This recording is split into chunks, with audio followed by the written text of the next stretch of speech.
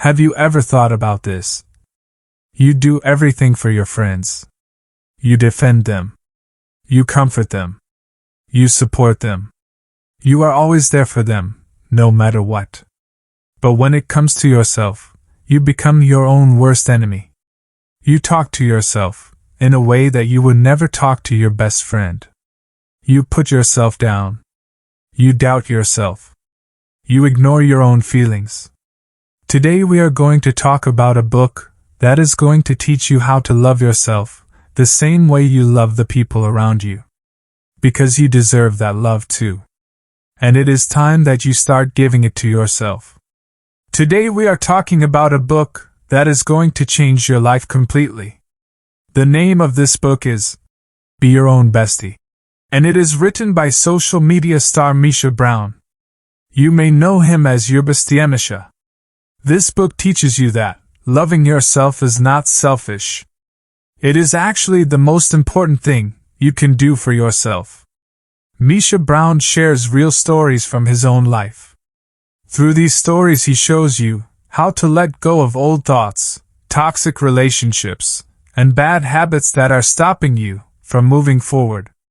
This book has a very special 4-step method. It is called the S.A.S.S method. And today we are going to understand each step one by one. So please watch this video till the very end. Because what you are about to learn can change your life forever. Chapter 1. Meet your new bestie. Let me ask you something. Think about your best friend. Think about how you treat them. When they are sad, you are there. When they make a mistake, you forgive them. When they feel lost, you remind them of how amazing they are. You defend them, you protect them, you love them deeply. Now I want you to think about something else. How do you treat yourself? Do you forgive yourself the way you forgive your best friend? Do you encourage yourself the way you encourage the people you love? Do you speak kindly to yourself, or do you tear yourself apart? If you are being honest, the answer is probably not good. And that is exactly why we are here today. Today we are talking about a man who decided to change everything. His name is Misha Brown. You may know him online as @YourBestieMisha. Misha is a social media star, a content creator, and now a best-selling author. Millions of people follow him because he speaks the truth. He does not sugarcoat things. He does not pretend life is perfect. He talks about real struggles, real pain, and real transformation. And his book, Be Your Own Bestie, is a result of everything he learned the hard way. But here is the question. Why did Misha Brown write this book? What made him sit down and put all of this on paper? The answer is simple. Because he lived through it. Because he was once his own worst enemy. Misha was not always the confident, joyful person you see today.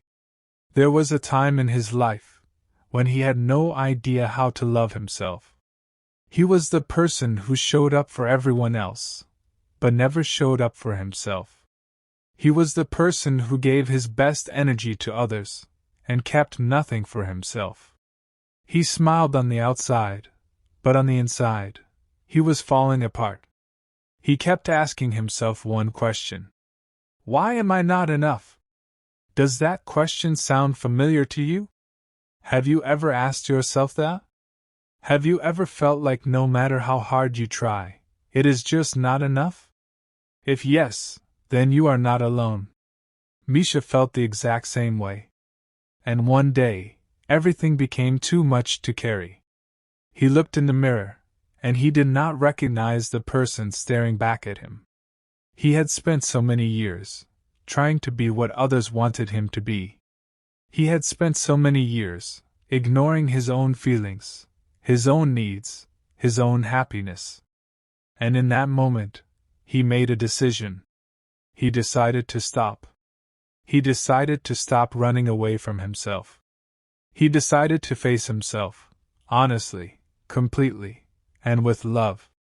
That moment was the beginning of everything. That moment was the first step toward becoming his own best friend. Why self-love is not selfish. Now I want to talk about something really important. Something that stops so many people from even starting this journey. And that thing is a belief. A false belief. The belief that loving yourself is selfish. Have you ever felt guilty for putting yourself first? Have you ever thought, if I focus on myself, I am being selfish? This is one of the biggest lies we have ever been told. Think about it this way. When you are on an airplane and there's an emergency, what do they tell you? They say, put on your own oxygen mask first, before helping others. Why do they say that? Because you cannot help anyone else if you are not okay yourself. Self-love works the same way. When you love yourself, you become better for everyone around you. When you take care of yourself, you have more energy to give. When you are whole, you bring something real to the table. Misha Brown says this very clearly in his book. Self-love is not a luxury. Self-love is not something extra. Self-love is survival. It is the foundation on which everything else is built. Without it, your relationships suffer. Without it, your work suffers. Without it, you suffer. And nobody deserves to live like that. Not your friends. Not your family. And most importantly, not you. So what exactly is this book going to do for you? Let me be very clear. This is not a book that will tell you to just think positive. This is not a book full of empty words. This is a real, honest, and practical guide. Misha Brown takes you on a journey, step by step. He shares stories from his own life, stories that will make you laugh, stories that will make you cry, and stories that will make you feel seen. Because that is the thing about this book. It makes you feel like someone finally understands you. It makes you feel like you are not broken. It makes you feel like change is actually possible. And it gives you a real method, a real system, to make that change happen. That system is called the S.A.S.S method. 4 steps. Each one powerful. Each one life-changing. S stands for self-reflection. A stands for affirmations. S stands for standing your ground. And the last S stands for sculpting the life you want. We are going to go through each one of these, in detail, in this video. But before we do that, I want you to ask yourself something. When was the last time you truly, genuinely, showed up for yourself? When was the last time you put your own needs first? When was the last time you looked at yourself and said, I am proud of you? If you cannot remember, then this book was written for you. If it has been a long time, then this book was written for you. If you have never done it at all, then this book was definitely written for you. Misha Brown does not just want to teach you something. He wants to walk with you. He wants to be that voice in your corner that tells you the truth with love. He wants to be the friend that you never had. Or maybe the friend that you forgot you deserved. Because here is the thing. You already have everything you need inside of you. You are not missing anything. You are not broken. You are not too much, or too little. You are exactly who you need to be, right now, in this moment. You just need someone to remind you of that. And that is exactly what this book does. It reminds you. It wakes you up. It holds your hand, and walks you back to yourself. So this is just the beginning, bestie. We have only just met Misha Brown. We have only just understood why this book exists. But the real work, the real transformation, starts right now. Because in the next part of our journey, we are going to dive deep into the very first step. Self-reflection. And trust me, this step alone is going to shift something inside of you. You are going to start seeing yourself differently. You are going to start understanding why you do the things you do. you are going to finally start making sense of your own story. So do not go anywhere. Stay with me. Because the best part is just around the corner. And you deserve every single word of it.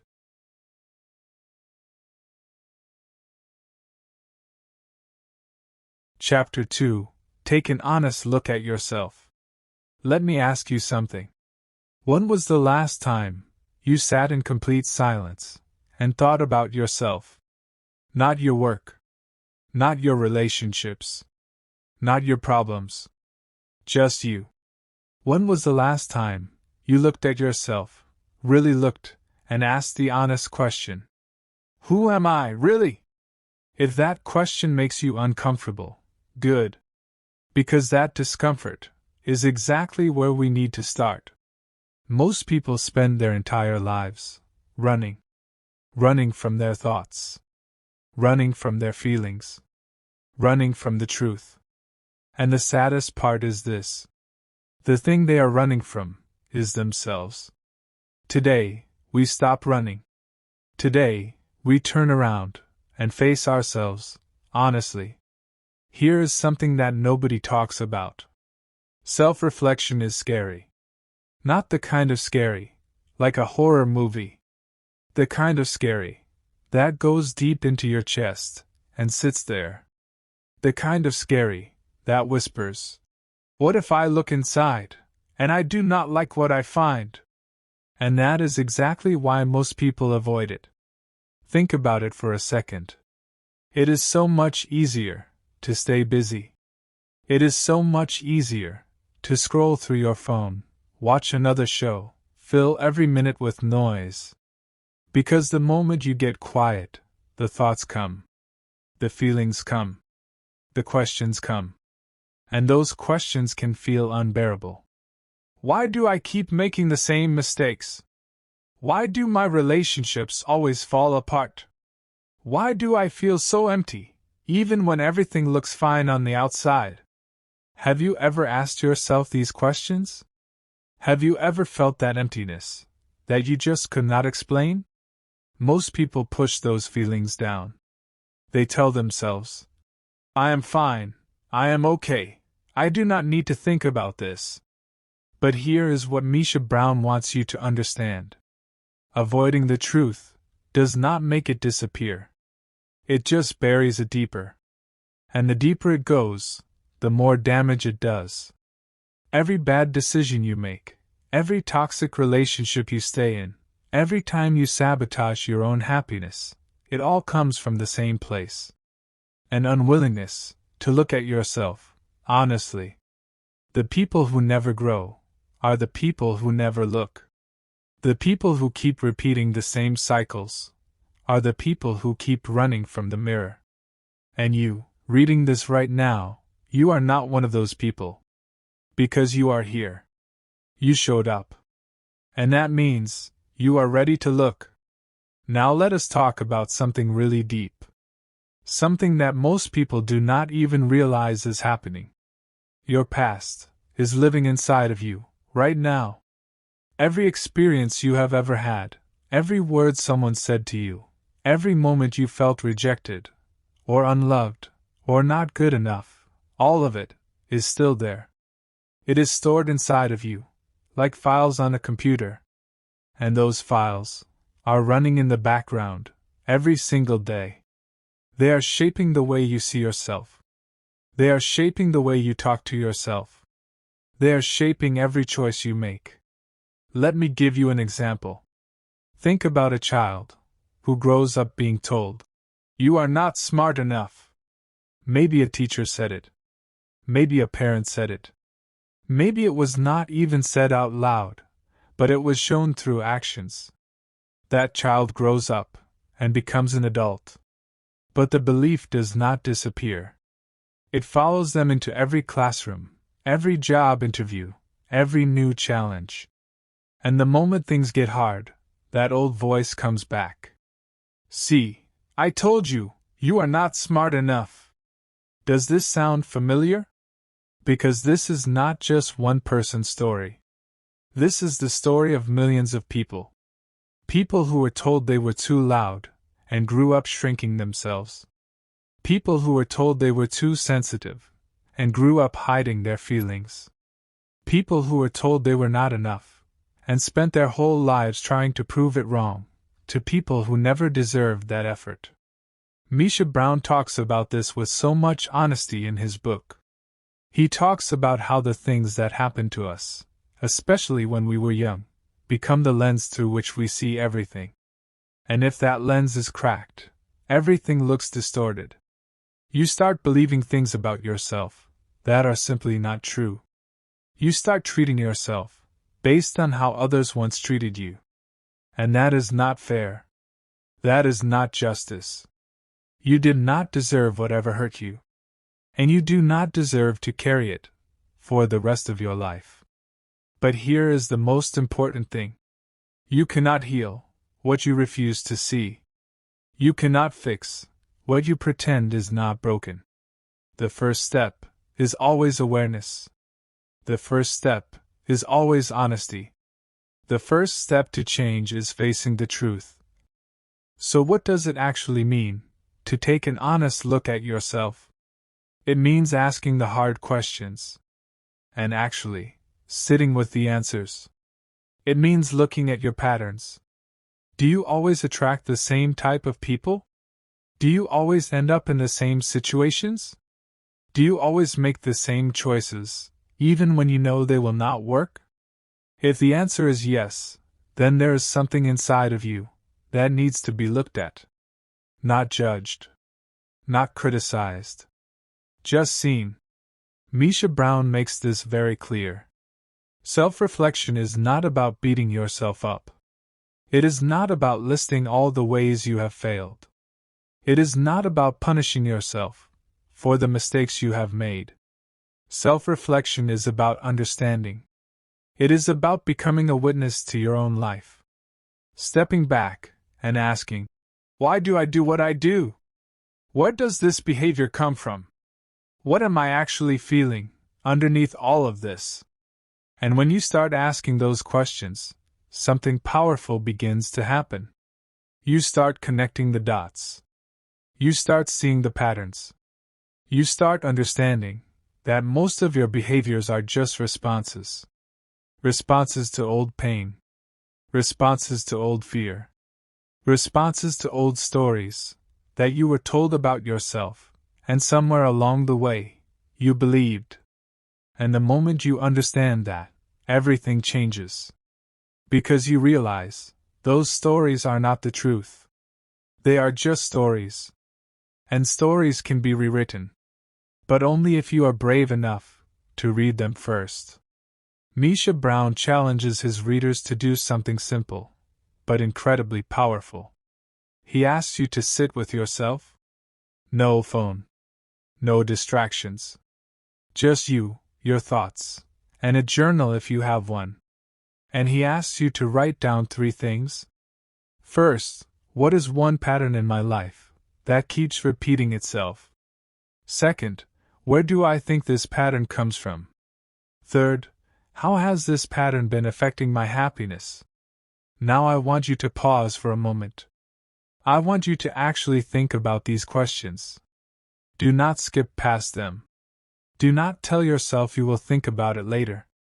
Because later almost never comes. What is one thing in your life that keeps showing up, no matter how hard you try to change it? What is one story about yourself that you have been believing that might not actually be true? These questions are the beginning of your transformation. This is what self-reflection actually looks like. It is not complicated. It is not overwhelming. It is just honest. And honesty is the most powerful tool you will ever have. I want to take a moment to acknowledge something. What you are doing right now is not easy. Looking at yourself honestly takes real courage. Most people will never do it. Most people will spend their whole lives pointing fingers at the world and wondering why nothing ever changes. But you are different. You chose to look. You chose to ask the hard questions. And that is not a small thing. That is everything. Misha Brown says something in this book that I want you to really hear. He says that the bravest thing you will ever do is decide to know yourself. Really know yourself. Not the version of you that you show to the world. Not the version of you that you perform for others. The real you. The one who has been through things. The one who has been hurt and kept going. The one who has made mistakes and is still here. That person is worthy of your love. That person deserves your honesty. And that person is about to change their life. So we have taken the first real step together. We have looked at why self-reflection is so difficult. We have understood how our past experiences have been shaping our self-worth, without us even knowing it. And we have learned that the very first step to change is simply facing the truth. Not fixing everything overnight. Not being perfect. Just being honest. And now, something incredible is about to happen. Because in the next chapter, we are going to go even deeper. We are going to talk about the things, the patterns, and the stories that have been holding you back. The ones that have been quietly running your life from the background. And once you see them clearly, you will never be able to unsee them. And that is where the real magic begins. So stay with me, bestie. Because your story is just getting started. And the best chapter is always the one you have not written yet. Chapter 3. Identify what is holding you back. I want you to think about something. Imagine you are driving a car. You want to move forward. You press the gas pedal. But the car is not moving. You press harder. Still nothing. And then you realize something. The handbrake is still on. You were trying so hard to move forward, but something was pulling you back the entire time. Now here is the real question. What is your handbrake? What is the thing that is quietly, invisibly, holding you back from the life you deserve? Because here is the truth. Most people are pressing the gas pedal every single day. They are working hard. They are trying. They are showing up. But they are still stuck. And the reason they are stuck is not because they are weak. It is not because they are not smart enough. It is not because life is unfair. It is because something inside of them is still holding on. And today, we are going to find out exactly what that is. Recognizing old patterns and toxic habits. Let us start with patterns. Because patterns are sneaky. They do not announce themselves. They do not come with a warning sign. They just quietly repeat themselves over and over again. And before you know it, your whole life starts looking the same. Same arguments. Same disappointments. Same results. Different people, different places, same story. Have you ever noticed that? Have you ever looked at your life and thought, why does this keep happening to me? Here is what Misha Brown wants you to understand. When the same things keep happening, it is not a coincidence. It is a pattern. And every pattern has a root. Something that started it. Something that keeps feeding it. Maybe you keep choosing the wrong people in your relationships. Maybe you keep quitting just when things are about to get better. Maybe you keep saying yes when every part of you wants to say no. These are not random things. These are old patterns, playing out on repeat. And toxic habits work the same way. A toxic habit is not always something dramatic. It is not always something obvious. Sometimes it is the habit of putting yourself last, every single time. Sometimes it is the habit of apologizing for simply existing. Sometimes it is the habit of staying small, so that others feel comfortable. These habits feel normal, because you have been doing them for so long. But normal does not mean healthy. Normal does not mean right. And Misha Brown is very clear about this. Just because something is familiar does not mean it is good for you. Just because you are used to something does not mean you have to keep it. The first step to breaking a pattern is simply seeing it, not judging it, not feeling ashamed of it, just recognizing it for what it is. Because you cannot change what you cannot see. And now, you are starting to see how fear and self-doubt block your growth. Now let us talk about the two biggest blockers that almost nobody admits to: fear and self-doubt. These two things are responsible for more unfinished dreams, more missed opportunities, and more unlived lives than anything else in the world. And the worst part? They live inside of you. You cannot run from them. You cannot hide from them. They go wherever you go. Let me ask you something really honest. How many times have you had a dream, a goal, an idea, and then talked yourself out of it? How many times have you thought, "I want to do this," and then immediately followed it with, "But what if I fail?" How many times have you stayed in a situation that was making you miserable, simply because the unknown felt more frightening than the familiar pain? This is fear doing its job. Fear is not always loud. It does not always scream at you. Most of the time, fear is quiet. It whispers things like, "You are not ready. You are not qualified. Who do you think you are? What will people say?"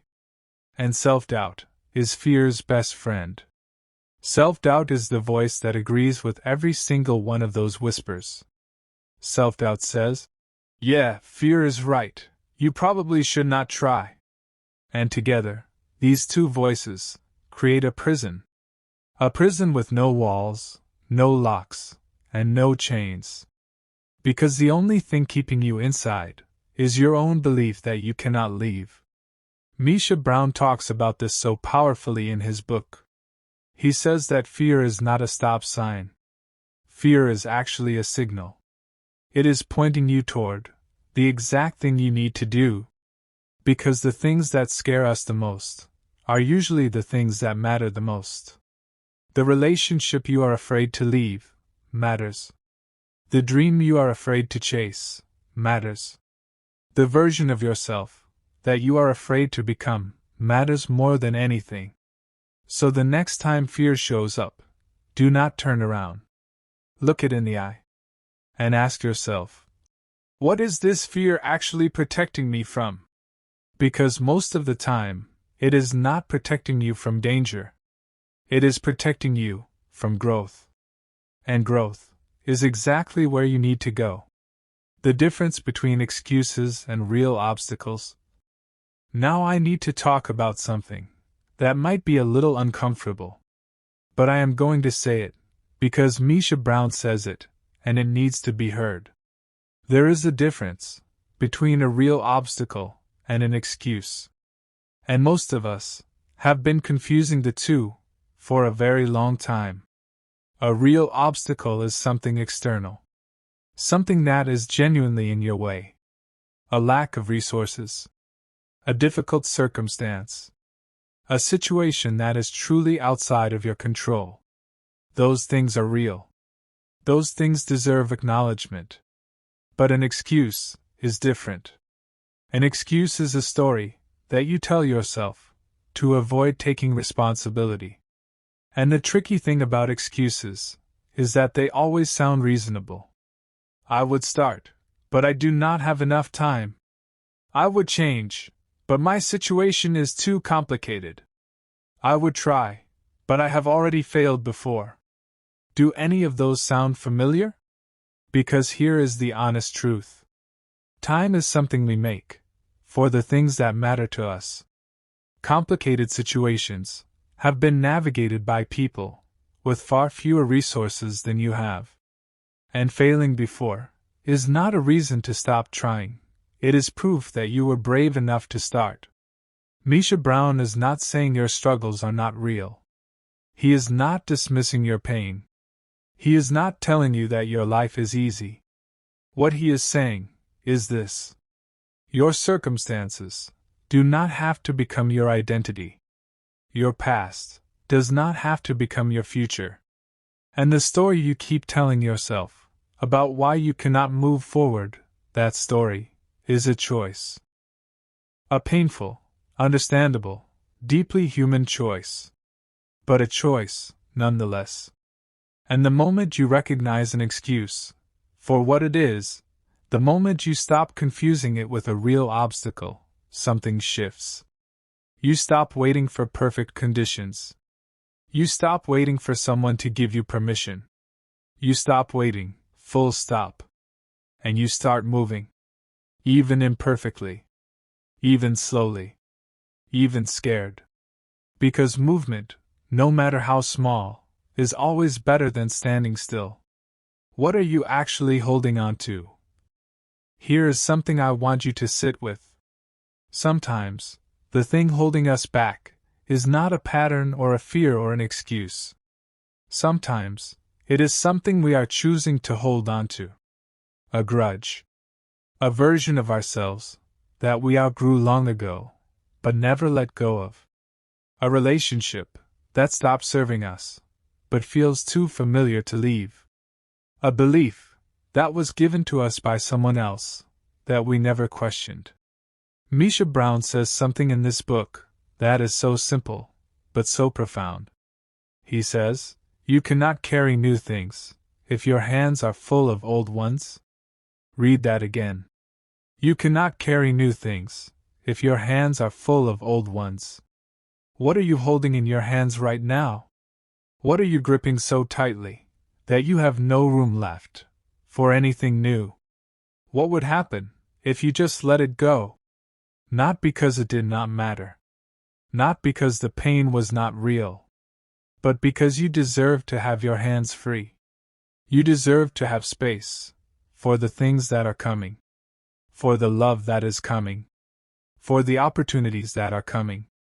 For the version of yourself that is trying so hard to break through, but cannot, because you are still holding on.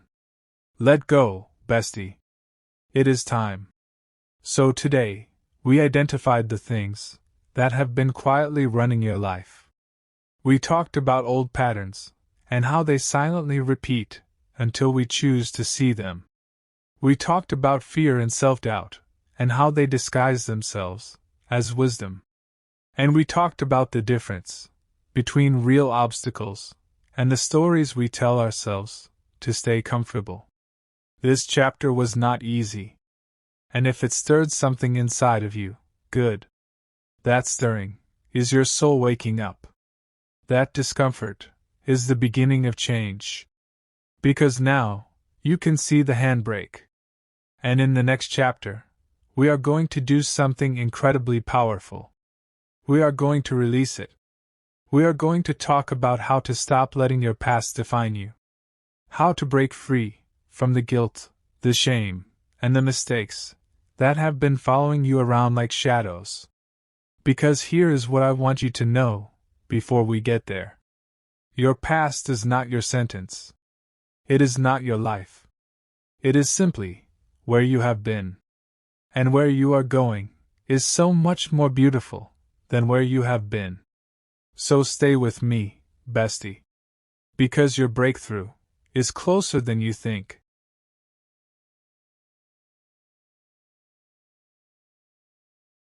Chapter 4: You Are Not Your Past. I want you to close your eyes for a moment. Actually, do not close them, because you need to keep reading. But I want you to imagine something. Imagine you are carrying a backpack. And inside that backpack, there are rocks. Heavy ones. Each rock has a name. One says, "That mistake I made 3 years ago." One says, "The person I hurt, who never forgave me." One says, "The chance I did not take when I had it." One says, "The version of me that I am ashamed of." And you have been carrying this backpack every single day. To work. To your relationships. To every new beginning. You carry it everywhere. And you wonder why you feel so tired. You wonder why moving forward feels so heavy. Here is the truth that Misha Brown wants you to hear today. You were never meant to carry all of that. Those rocks are not yours to keep. And today, we are going to put them down. One by one. Together. How to stop letting old mistakes define you. Let us talk about mistakes. Because everyone has them. Every single person on this planet has done something they regret. Said something they wish they could take back. Made a decision that they knew, even in the moment, was wrong. Stayed somewhere they should have left. Left somewhere they should have stayed. This is not weakness. This is being human. But here is where things go wrong. Most people do not just acknowledge their mistakes. They become them. They look at one chapter of their story and decide that it is the whole book. They take one bad decision and use it as proof that they are a bad person. They take one painful season and convince themselves that it is their permanent address. Have you ever done that? Have you ever let one mistake follow you around for years? Have you ever introduced yourself to a new opportunity, but secretly thought, I do not deserve this, because of what I did back then? Misha Brown says something about this that I want you to really absorb. He says, your mistakes are not your identity. They are your education. Every mistake you have ever made taught you something. Every wrong turn showed you something about yourself that you needed to know. Every painful experience was building something inside of you, even when it felt like it was destroying you. And the person you are today is not defined by what you did wrong. The person you are today is defined by what you chose to do after you got it wrong. Did you get back up? Did you learn something? Did you keep going? Because if you did, then your mistake already served its purpose. It already did its job. And it is time to stop making it do double time. It is time to stop punishing yourself for a lesson you have already learned. You are not your worst moment. You are so much more than that. And it is time you started acting like it. Breaking free from guilt and shame. Now let us talk about the two heaviest rocks in that backpack. Guilt and shame. These two things are not the same. And understanding the difference is one of the most important things you will ever do for yourself. Guilt says, I did something bad. Shame says, I am something bad. Do you feel the difference? Guilt is about an action. Shame is about your identity. And while guilt, when felt genuinely, can actually push you to do better, shame does the opposite. Shame paralyzes you. Shame convinces you that you are too broken to be fixed. Shame tells you, do not even try, because someone like you does not deserve better. And the cruelest thing about shame is that it thrives in silence. The more you hide it, the bigger it grows. The more you pretend it is not there, the more power it has over you. Misha Brown talks about this with such raw honesty in his book. He talks about the moments in his own life where shame told him he was not worthy. Not worthy of love. Not worthy of success. Not worthy of happiness. And he believed it for a long time. Until he realized something powerful. Shame is not the truth. Shame is just an old wound that never got the chance to heal. And wounds heal when they are brought into the light. So let me ask you something. What are you ashamed of that you have never told anyone? What is the thing you keep buried the deepest? What is the part of yourself that you are most afraid for people to see? Now here is what I want you to know. That part of you is not your dirtiest secret. That part of you is your most human part. That part of you is the part that needs the most love. Not judgment. Not punishment. not more silence. Love. Because you cannot heal what you keep hiding. And you cannot move forward while you are still dragging that weight behind you. Misha Brown says it so clearly. Forgive yourself, not because what happened did not matter, but because you matter more than what happened. Read that one more time. Forgive yourself, not because what happened did not matter, but because you matter more than what happened. That is not just a nice quote. That is a lifeline. Grab onto it. Understanding that your story is not over yet. Here is something I need you to understand, deeply, completely. Your story is not over. Not even close. You are not at the end of your book. You are somewhere in the middle. And in the middle of every great story, things get hard. The character faces their darkest moment. They lose things. They fail. They fall apart. But that is not the end of the story. That is the moment, right before the turning point. That is the page, right before everything begins to change. And maybe that is where you are right now. Maybe you are in the hardest chapter of your story. Maybe things feel so heavy, so uncertain, so far from where you thought you would be. But here is what Misha Brown wants you to hold on to. You are still here. And that matters more than anything else. You woke up today. You kept going, even when it was hard. You are reading these words right now, which means some part of you is still looking for a way forward. And that part of you, that stubborn, beautiful, undefeated part of you, that is your greatest strength. Think about the most inspiring people you have ever heard of. The ones whose stories moved you. The ones who overcame things that seemed impossible.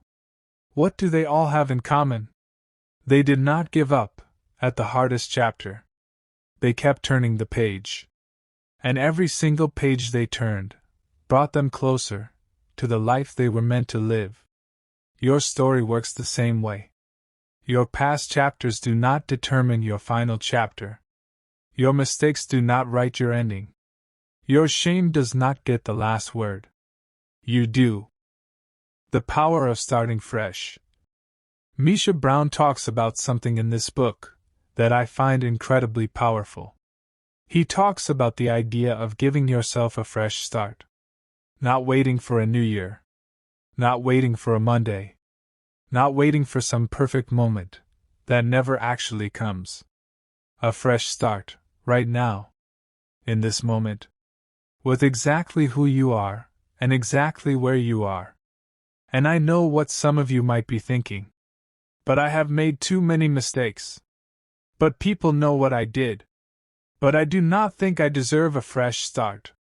And to that, Misha Brown would say, that thought, right there, is the biggest lie you have ever believed. You do not have to earn a fresh start.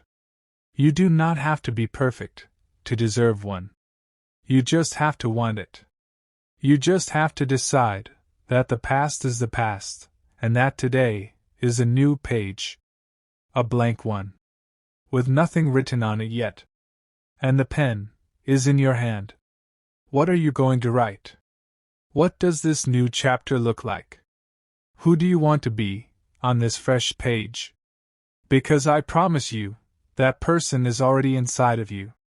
They have been waiting patiently, behind all the guilt, all the shame, all the old stories. They are ready to come out. And the only thing they need is your permission. Give it to them. Give yourself that permission. Right now. So today, we did something really important together. We talked about how to stop letting old mistakes follow you into your future. We talked about the difference between guilt and shame, and why shame deserves to be brought into the light. And we talked about the most important truth of all. Your story is not over. You are still writing it. And every word going forward is yours to choose. But here is where things get really exciting. Because now that we have started letting go of the past, it is time to build something new. It is time to change the most powerful thing in your life. The way you speak to yourself. The words you use. The story you tell yourself every single day in the quiet of your own mind. Because those words are creating your reality. And in the next chapter, we are going to learn exactly how to change them. So do not go anywhere, bestie. Because the next step is where things start to feel genuinely different. This is where the real glow up begins. And you have absolutely earned it. Chapter 5. Change the way you talk to yourself. I want you to do something right now. I want you to think about the last time you made a mistake. Maybe you forgot something important. Maybe you said the wrong thing to the wrong person. Maybe you missed an opportunity that you really wanted. Now I want you to remember what you said to yourself in that moment. Was it kind? Was it gentle? Was it the kind of thing you would say to someone you love? Or was it something else? Was it harsh? Was it cruel? Was it a voice that tore you apart instead of lifting you up? For most people, the answer is painful. Because most people speak to themselves in a way that they would never speak to anyone else. They call themselves stupid. They call themselves worthless. They tell themselves they are a failure, a disappointment, a lost cause. And they do it so automatically, so habitually, that they do not even notice it anymore. It has become the background noise of their entire life. But here is what Misha Brown wants you to understand today. That noise is not harmless. That voice is not just a voice. It is shaping your reality every single day. And today, we are going to change it. The damaging effect of negative self-talk. Let us start with the truth about negative self-talk. Because most people underestimate it. They think, it is just thoughts, it does not really affect me. But science, and Misha Brown, and every person who has ever done the deep work of self-growth, they all say the same thing. Your thoughts are not just thoughts. They are instructions. Your mind is always listening to what you say about yourself. And it believes every single word. When you tell yourself, I am not good enough, your mind files that away as a fact. When you tell yourself, I always mess everything up, your mind starts looking for evidence to prove you right. When you tell yourself, nobody really cares about me, your mind starts filtering your experiences through that belief. It starts highlighting every moment that confirms what you said, and ignoring every moment that contradicts it. This is called a self-fulfilling prophecy. And negative self-talk creates one every single time. Think about what happens to a plant that you speak harshly to. Studies have actually shown that plants spoken to with harsh words grow slower, wilt faster, and struggle more than plants spoken to with kindness. Now imagine what years of harsh self-talk is doing to you, to your confidence, to your ambition, to your ability to believe in yourself, to your willingness to try new things, take risks, and step outside your comfort zone. Negative self-talk does not just make you feel bad. It makes you smaller. It shrinks your world. It keeps you playing safe, staying small, and settling for less than you were made for. Misha Brown talks about this in his book, with so much depth and clarity. He talks about the moments when the voice in his head was his biggest bully. Louder than any person who had ever hurt him. More convincing than any critic who had ever doubted him. Because it was coming from inside. And we almost always believe the voice that comes from inside. But here is the thing. Just because a voice is inside your head does not mean it is telling the truth. Just because you have been thinking something for years does not make it a fact. And just because you have spoken to yourself unkindly for as long as you can remember does not mean that is the only way. There is another way. And it starts with becoming aware. Aware of the voice. Aware of the words. Aware of the damage that has been done quietly in the background of your life. Because once you are aware, you can change it. And changing it changes everything. How the words you use about yourself shape your reality. Now let us go even deeper. Because this is where things get really powerful. The words you use about yourself are not just reflecting your reality. They are creating it. Let me say that again, because it is that important. The words you use about yourself are not just reflecting your reality. They are creating it. Here is how this works. When you constantly tell yourself, "I am bad with money," you stop paying attention to opportunities to be better with money. When you constantly tell yourself, "I am not a confident person," you start avoiding every situation that would require you to be confident. When you constantly tell yourself, "I do not deserve love," you start pushing away every person who tries to love you. Your words become a blueprint, and your life becomes the building constructed from that blueprint. This is not magic. This is not wishful thinking. This is simply how the human mind works.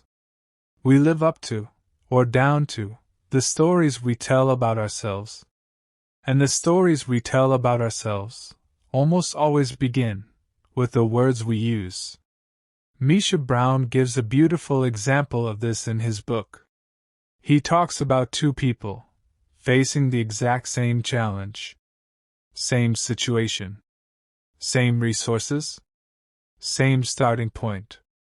But one person says, "This is too hard, I cannot do this, I am going to fail." And the other person says, "This is hard, but I have handled hard things before, I can figure this out." Do you think their outcomes are the same? Absolutely not. Because their words created two completely different internal experiences. One person's words shut them down.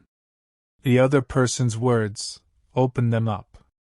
And that opening, or that shutting down, that is where the difference in their lives begins. So let me ask you something really honest. What words are you using to describe yourself right now? Not to other people. To yourself. In the quiet moments. In the mirror. In the middle of the night, when the world is asleep, and it is just you and your thoughts. What are you saying? Because whatever you are saying, your life is listening. Your future is taking notes. And it will deliver exactly what you keep ordering. So let us make sure you are ordering something beautiful. Simple ways to start speaking kindly to yourself every day. Now here's the part that I love the most. Because we are not just talking about problems today. We are talking about solutions. Real ones. Practical ones.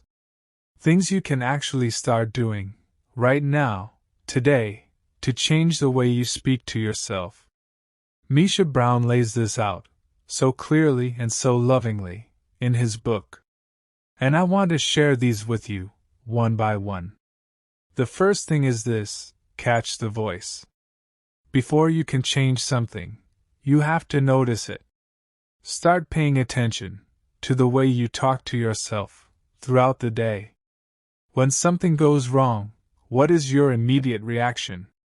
When you look in the mirror, what do you say? When you make a mistake, what is the first thing that comes to your mind? Just notice it. Write it down if you can. Because awareness is always the first step. You cannot fight an enemy you cannot see. The second thing is this: challenge the voice. When you catch a negative thought, do not just accept it. Question it. Ask yourself, is this actually true? Is this a fact? Or is this just a feeling? Would I say this to someone I love? Most of the time, the answer will surprise you. Because most of the things we say to ourselves are not facts at all. They are old fears, dressed up as truths.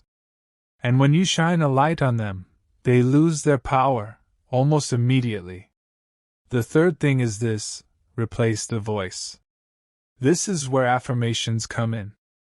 And I know, some of you might be rolling your eyes right now.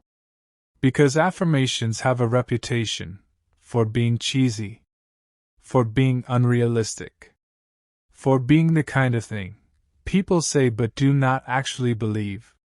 But Misha Brown approaches affirmations differently. He does not ask you to say things you do not believe yet. He asks you to start small. Instead of jumping from, "I hate myself," to, "I am absolutely amazing," start somewhere in between. Start with, "I am learning to be kinder to myself." Start with, "I am trying, and that is enough." Start with, "I deserve to be spoken to with respect, even by myself." These small shifts are not fake. They are bridges. Bridges between where you are and where you are going. And every time you cross one, the next one gets easier. The fourth thing is this: speak to yourself like a best friend. This is the heart of everything Misha Brown teaches. He says, before you say anything to yourself, ask one simple question.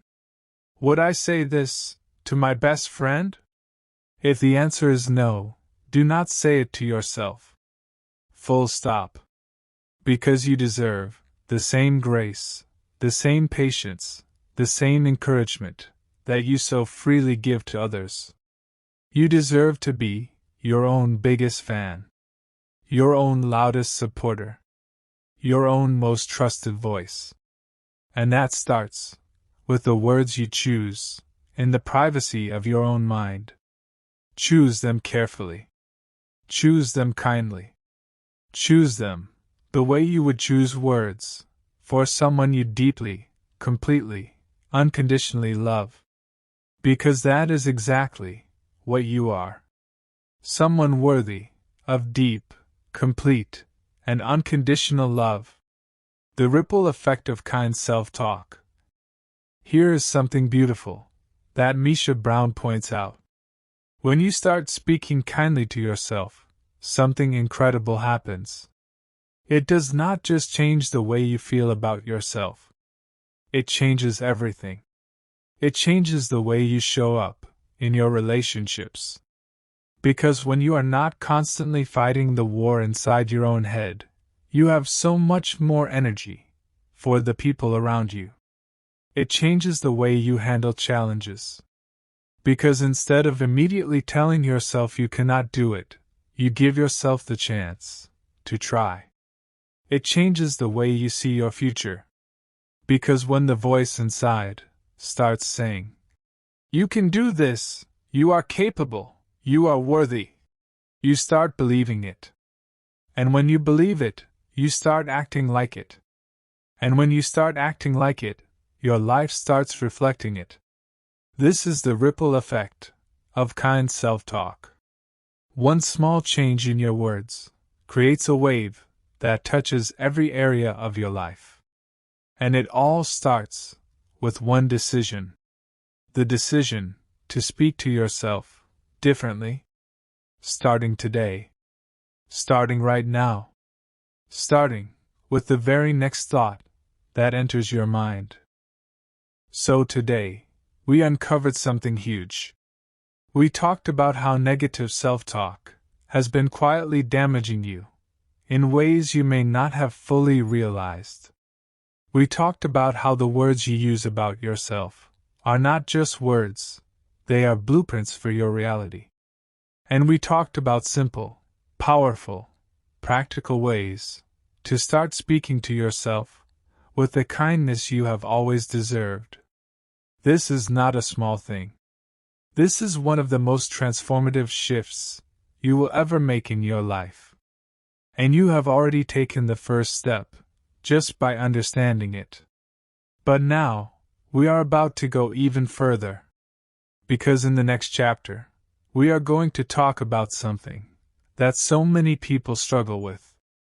We are going to talk about what happens when you start doing all of this inner work and the world around you does not understand it. We are going to talk about embracing who you really are. Fully. Unapologetically. Without shrinking. Without hiding. Without apologizing for the beautiful, complex, perfectly imperfect person that you are. So stay with me, bestie. Because the next chapter is going to feel like finally coming home. And you have been away far too long. Chapter 6. Embrace who you really are. Let me ask you something really honest. How much of the person that the world sees is actually you? Not the version of you that you perform at work. Not the version of you that shows up at family gatherings. Not the version of you that tries to fit in with the people around you. The real you. The one who exists when nobody is watching. The one who laughs too loud, thinks too deeply, feels too much. The one who has opinions that you keep quiet because you are afraid of what people might think. The one who has dreams that you have never said out loud because they feel too big, or too different, or too much like you. How much of that person are you actually showing to the world? If the answer is not very much, then you are not alone.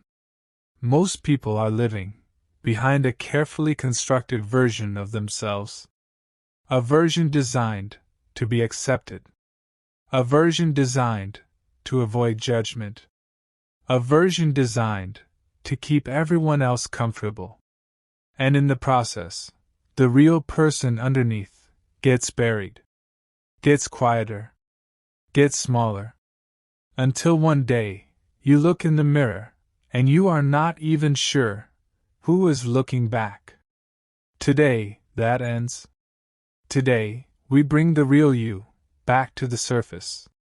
Stop hiding your true personality to please others. Let us talk about something that starts very early in life. From the moment we are born, we receive messages. From our parents. From our teachers.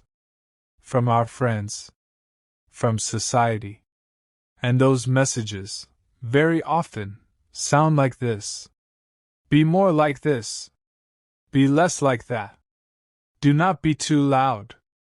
Do not be too sensitive. Do not be so different. Why can you not just be normal? And as children, we learn very quickly. We learn that being accepted feels safe. And being different feels dangerous. So we start adjusting. We start shrinking the parts of ourselves that get negative reactions. We start amplifying the parts that get approval. We become experts at reading the room. Experts at being whoever the room needs us to be. And we carry this skill all the way into adulthood. Into our friendships. Into our relationships. Into our careers. We become so good at performing that we forget we are performing at all. Have you ever caught yourself changing your personality depending on who you are around? Have you ever swallowed your opinion because you did not want to cause conflict? Have you ever pretended to like something just to fit in with a group? Have you ever felt exhausted after spending time with people, not because they drained you, but because performing for them drained you? That exhaustion is your soul telling you something. It is saying, "This is not me, and I am tired of pretending." Misha Brown talks about this so deeply in his book. He talks about the years he spent trying to be the version of himself that everyone else approved of, hiding parts of his personality, dimming his brightness so others would not feel uncomfortable, laughing off things that actually hurt him deeply. And he talks about the moment he realized something critical. The people who only love the performed version of you are not actually loving you. They are loving a character, a costume, a carefully edited highlight reel. And you, the real you, the full you, you deserve to be loved. Not your performance. You. And that love can only find you when you stop hiding. So stop hiding. The world needs the real version of you. Not the safe version. Not the convenient version. The real one. Your quirks and differences are your greatest strengths. Now let us talk about something that might completely change the way you see yourself. The things you have been most ashamed of, the things you have tried hardest to hide, those are not your weaknesses. Those are your superpowers. I know that might sound hard to believe, especially if you have spent years being made to feel that your differences were problems, that your quirks were embarrassing, that your uniqueness was something to apologize for. But think about this for a moment. Every single person who has ever changed the world was different. Every artist, every innovator, every leader, every person whose story inspired you, they were not the ones who blended in. They were the ones who stood out. They were the ones who refused to sand down their edges to fit into someone else's mold. They were the ones who looked at their differences and instead of hiding them, built something extraordinary from them. Misha Brown talks about this with such beautiful clarity. He says that the things that make you different are the things that make you powerful. Your sensitivity is not weakness, it is depth. Your intensity is not too much, it is passion. Your creativity is not weird, it is a gift. Your humor, your perspective, your way of seeing the world, these are not accidents. These are features. These are the things that only you can bring to the table.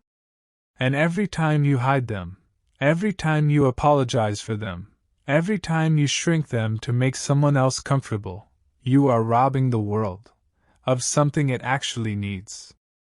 Think about the thing you most often get told is too much, too loud, too quiet, too serious, too silly, too emotional, too ambitious. Now I want you to ask yourself, what if that thing is actually your greatest strength? What if the volume that people told you to turn down is exactly the frequency the world needs to hear? What if the sensitivity you were told to toughen up about is what makes you the most compassionate person in every room you enter? What if the dreams that people called unrealistic are the very ones you were put on this earth to make real? Because here is what Misha Brown knows, and what I want you to know too. The world does not need more people who are the same. The world needs more people who are fully, unapologetically, themselves. And that person is you. Exactly as you are. Right now. How to build confidence by accepting yourself fully. Now let us talk about confidence. Because confidence is one of those things that almost everyone wants, and almost nobody feels like they have enough of. And here is why. Most people think confidence comes first. They think, once I am more confident, I will start showing up as my true self. But Misha Brown flips this completely. He says, confidence does not come first. Acceptance does. You do not become confident, and then accept yourself. You accept yourself, and then become confident. And the difference is everything. Because waiting to feel confident, before you show up fully, means you will be waiting forever. Confidence is not a feeling that just arrives one day. It is something that is built, brick by brick, decision by decision. Every time you choose to show up as yourself, instead of a performance, you lay another brick. Every time you share an opinion that you would normally keep quiet, you lay another brick. Every time you wear what you actually want to wear, say what you actually want to say, laugh the way you actually laugh, you lay another brick. And slowly, over time, something incredible happens. You stop caring so much about whether everyone approves. Not because you stopped being human. Not because their opinions suddenly became meaningless. But because you started having your own approval. And your own approval, turns out, is the most powerful kind. Misha Brown says something in this book that I want you to write down. He says, the most confident people in the world are not the ones who convinced everyone to love them. They are the ones who stopped needing everyone to. Read that again. The most confident people in the world are not the ones who convinced everyone to love them. They are the ones who stopped needing everyone to. Because when you fully accept yourself, something shifts. You stop auditioning for people's approval. You stop performing. You stop shrinking. And you start taking up the space that was always yours. Not arrogantly. Not loudly. Just naturally. Just honestly. Just completely. The way you were always meant to. The freedom of being yourself. Here is something that nobody tells you about embracing who you really are. It is not just good for your confidence. It is an act of freedom. Because hiding who you are is exhausting. Performing a version of yourself every single day is one of the most tiring things a human being can do. And when you stop doing it, when you finally decide, this is me, take it or leave it, the relief is indescribable. It feels like putting down a weight you did not even realize you were carrying. It feels like breathing deeply, for the first time in a very long time. And yes, not everyone will love the real you. Some people will pull away. Some people will be uncomfortable. Some people will prefer the performed version, because the performed version was easier to manage. But here is what Misha Brown says about that. The people who fall away, when you show up as yourself, were never really there for you. They were there for the character you were playing. And losing them is not a loss. It is a clearing. It is making space for the people who will love you, not despite who you really are, but because of it. And those people exist. Those people are out there. But they cannot find you while you are wearing a mask. Take it off. Let yourself be found. So today, we did something really brave together. We talked about the years spent hiding the real you, just to make others comfortable. We talked about how your quirks, your differences, your uniqueness, are not things to be ashamed of, they are things to be celebrated.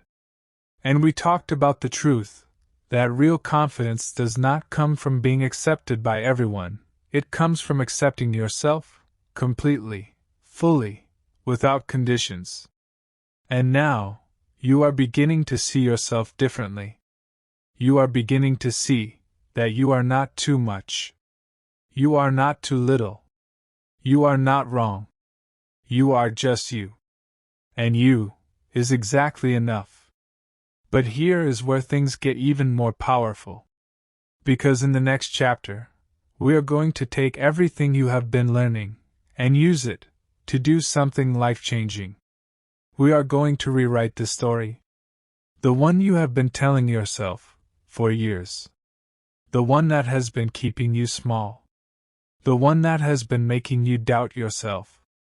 We are going to tear those old pages out, and we are going to write something new. Something true. Something powerful. Something that actually sounds like the person you were always meant to be. So stay with me, bestie.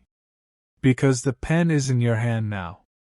And the next chapter is going to be the most honest thing you have ever written. Chapter 7. Rewrite your story. I want you to think about a book. Not this book. A fictional one.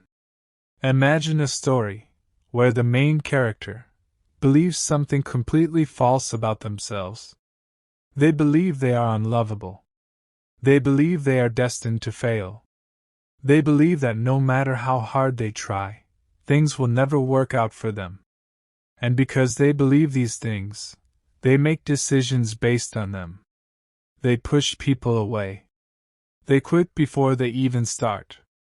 They settle for less, because deep down, they do not believe they deserve more. Now here is the question. Would you enjoy reading that book? Would you root for that character? Would you want to shake them and say, "None of that is true about you. Why can you not see it?" Now here is the uncomfortable part. That character is you. That story is the one you have been telling yourself. And those beliefs, the ones driving every decision, every reaction, every choice, most of them, are completely, entirely, false. Today, we are going to prove that. And then, we are going to rewrite the whole thing. The beliefs about yourself that are completely false. Let us start here. Because this is the foundation of everything. You have beliefs about yourself. Every single person does. Some of them are positive. But a lot of them are not. And the dangerous thing about false beliefs is that they do not feel false. They feel like facts. They feel like truth. They feel like just the way things are, and the way things will always be. But they are not facts. They are stories. Stories that were written a long time ago. By people who were dealing with their own pain. By experiences that were real, but whose meaning you interpreted through the eyes of a much younger, much more vulnerable version of yourself. Misha Brown is very honest about this in his book. He talks about some of the false beliefs that ran his life for years. The belief that he was not worthy of real love. The belief that success was for other people, not for him. The belief that if people truly knew him, they would leave. And he traces every single one of those beliefs back to a source. Back to a moment. Back to a person. Back to an experience that planted a seed and was never challenged. So let me ask you something. What do you believe about yourself that you have never actually questioned? What is the thing you just accept as true about who you are? I am not smart enough. I am not attractive enough. I am not disciplined enough. I am too broken to be loved properly. I do not deserve good things. Things always go wrong for me. Now I want you to ask yourself, where did that belief come from? Who told you that? What experience made you decide that this was the truth about you? Because here is what Misha Brown says, with complete certainty. None of those beliefs came from nowhere. Someone planted them. Something reinforced them. And you, without even realizing it, have been watering them every single day. With your thoughts. With your words. With every choice you made, based on the assumption that they were true. But here is the most important thing I need you to hear today. The fact that you believe something for a long time does not make it true. The fact that it feels real does not make it real.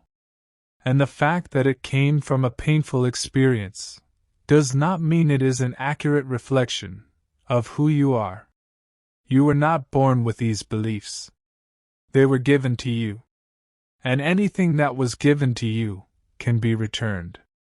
How to replace negative beliefs with powerful new ones. So how do you actually do it? How do you take a belief that has lived inside of you for years or even decades and replace it with something new? Misha Brown breaks this down in a way that is so practical, so honest, and so deeply human. And it starts with one simple but powerful act: questioning. Before you can replace a belief, you have to challenge it. You have to stop accepting it as fact and start treating it as a theory. A theory that needs to be tested. Here is how that looks in real life. Let us say you believe, I always fail at everything I try. Instead of just accepting that, you stop and you ask, is that actually true? Have I really failed at everything I have ever tried? Can I think of even one time when I did not fail? Can I think of one area where I actually succeeded? And almost always, when you honestly look for evidence, you find it. You find moments of success that your negative belief was filtering out. You find strengths that your shame was hiding. You find a much more complicated, much more hopeful picture of who you actually are. This is what Misha Brown calls interrupting the narrative. You interrupt the old story. You refuse to let it play on autopilot. You hit pause. You question it. And then, you replace it. Now here is something really important that Misha Brown emphasizes. Replacing a belief does not mean pretending. It does not mean lying to yourself.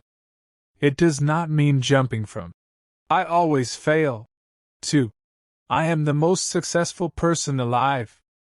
That kind of leap, your brain will reject immediately. Because it does not ring true. And your mind is smart enough to know the difference. Instead, the replacement needs to be honest. It needs to be something you can actually start to believe. Something like, I have failed at some things, and I have also succeeded at others, and I am still learning.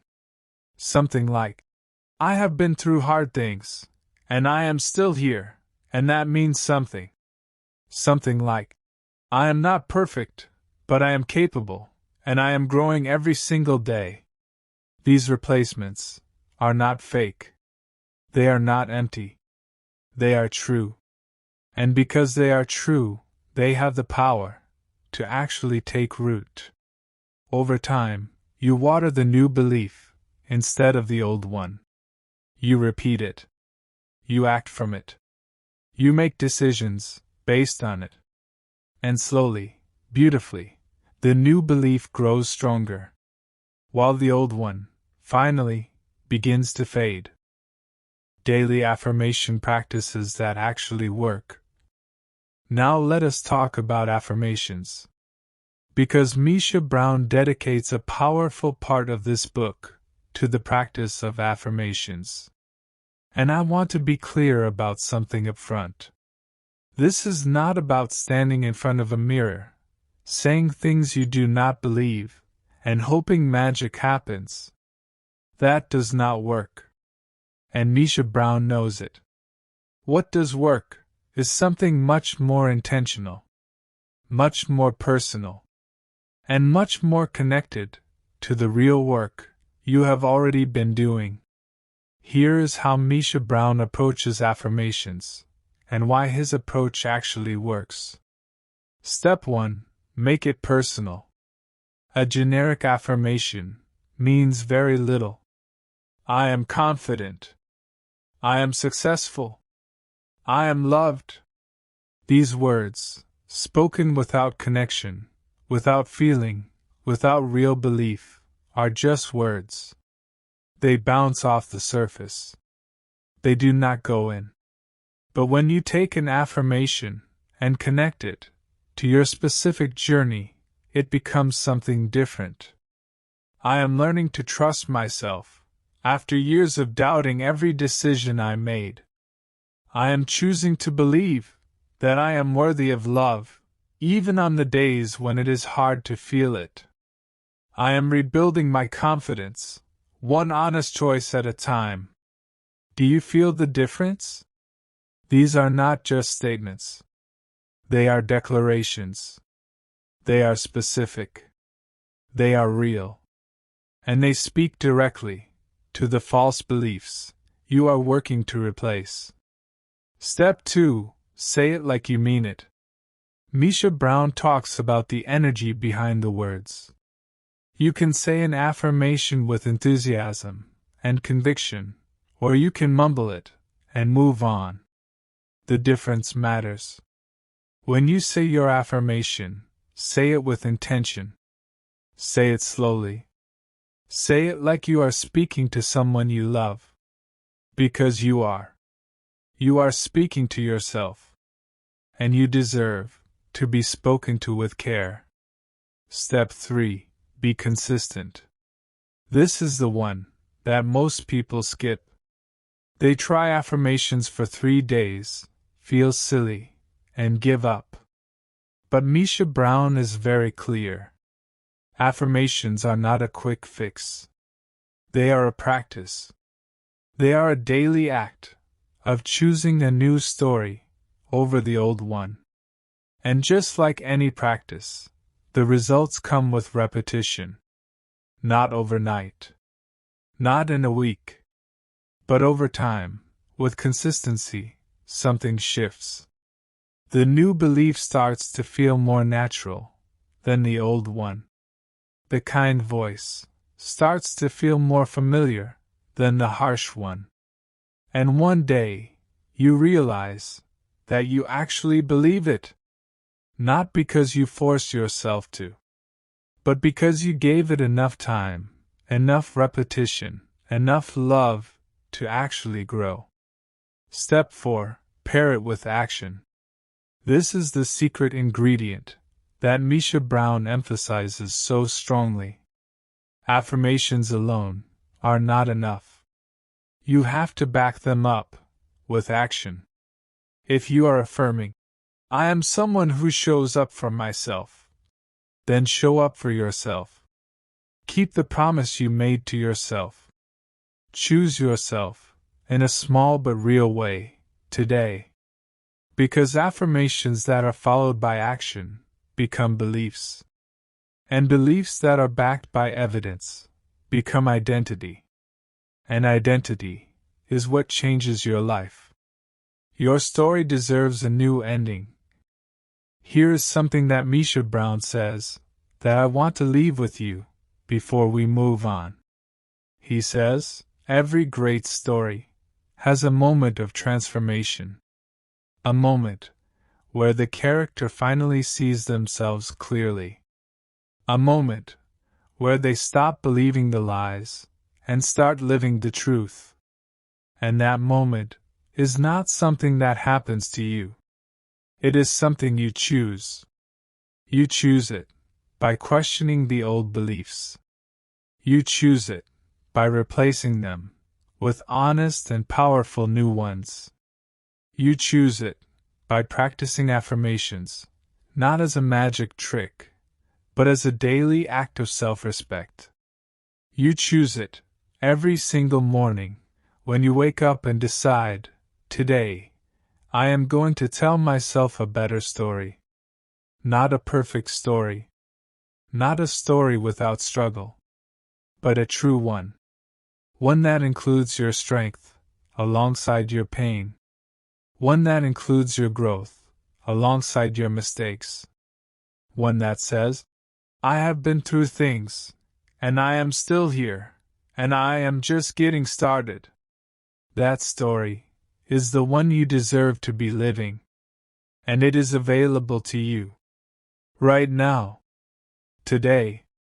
All you have to do is pick up the pen and start writing. So today, we did something incredibly powerful.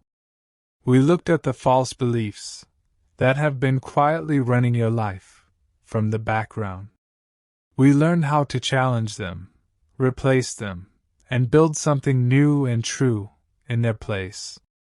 And we discovered that affirmations, when done with intention, consistency, and action, are not just words. They are the building blocks of a brand new identity.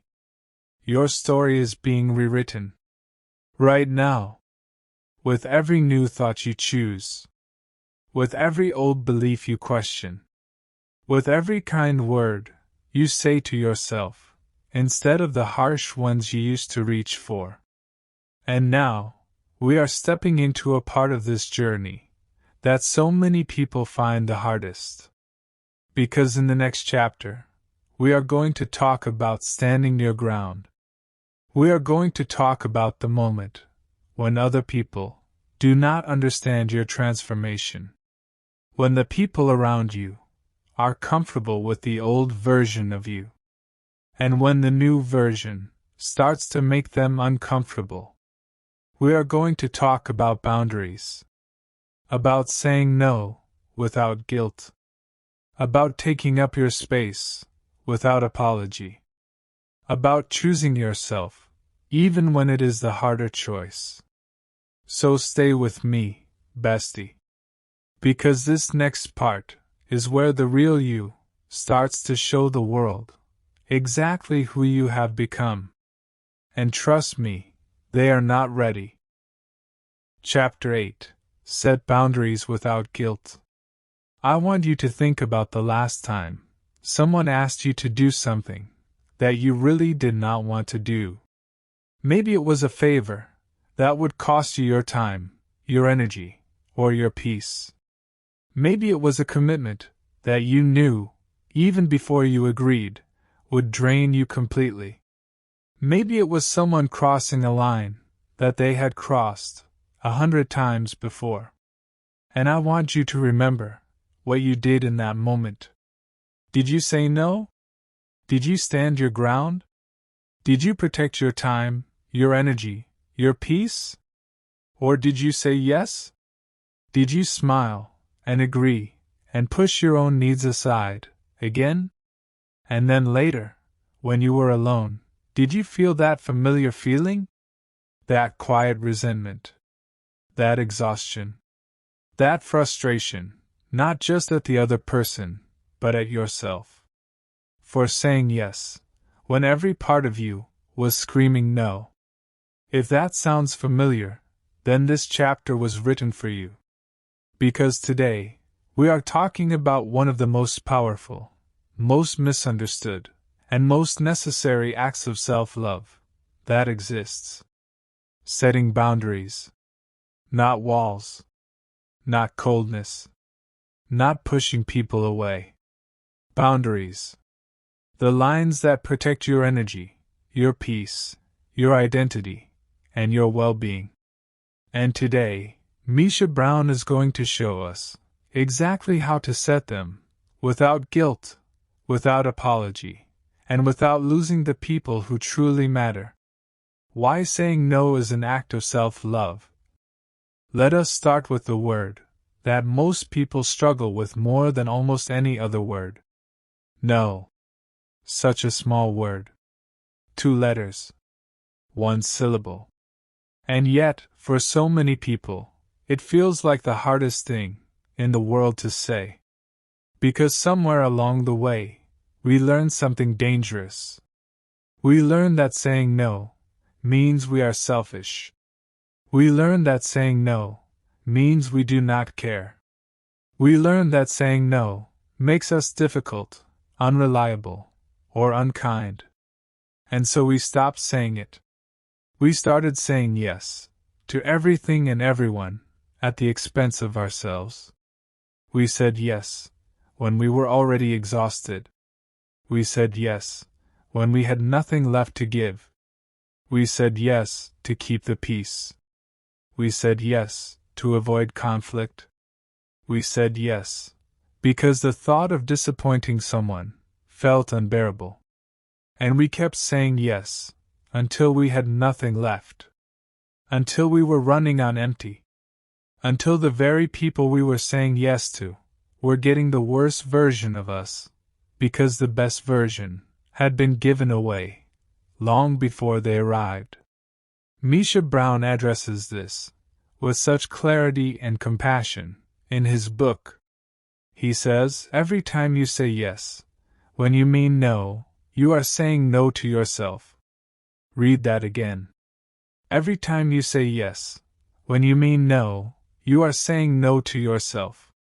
You are telling yourself, your needs do not matter. You are telling yourself, other people's comfort is more important than your well-being. You are telling yourself, I do not deserve to be protected. And that is not self-love. That is self-abandonment. And you have been abandoning yourself for far too long. Saying no is not selfish. Saying no is an act of deep, radical self-respect. It is saying, I know my limits, and I honor them.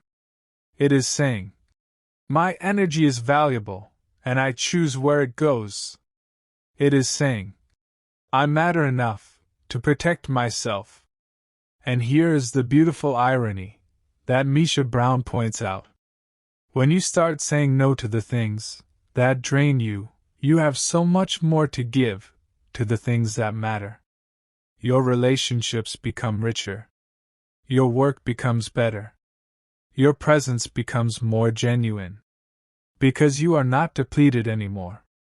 You are full. And a full person gives from overflow. Not from emptiness. Not from obligation. Not from fear. From genuine, wholehearted, joyful abundance. And that is the kind of giving that actually means something.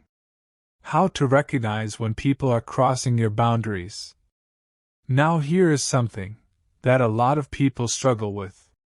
Before you can protect your boundaries, you have to know when they are being crossed. And that sounds simple. But it is not. Because boundary violations do not always come with a warning label. They do not always look obvious. Sometimes, they are so subtle, so normalized, so wrapped up in love and familiarity, that you do not even realize what is happening until you feel it. And feeling it is actually the key. Misha Brown talks about this beautifully. He says, your body knows before your mind does. Your body sends signals every time a boundary is being crossed. You just have to learn to listen to them. So let me ask you something. Do you know that feeling when someone says something to you and your stomach tightens? Do you know that feeling when you agree to something and immediately feel a wave of dread? Do you know that feeling when you leave a certain person's presence and feel completely wiped out, like something was taken from you? Those feelings are not random. Those are signals. Those are your internal alarm system, doing exactly what it was designed to do. And for years, most of us have been ignoring those alarms. We have been overriding them with logic. But they mean well. But they are family. But it is not that big of a deal. But I do not want to make things awkward. And in doing so, we have been silencing the most important voice we have access to. Our own. Misha Brown identifies some of the most common signs that your boundaries are being crossed. The first sign, you feel resentment after spending time with someone. Resentment is almost always the result of a boundary that was not honored, either by someone else or by yourself, when you chose not to enforce it. The second sign, you feel responsible for managing other people's emotions. When you find yourself constantly walking on eggshells, constantly trying to predict someone's mood, constantly shrinking yourself so that someone else feels okay, that is a boundary issue.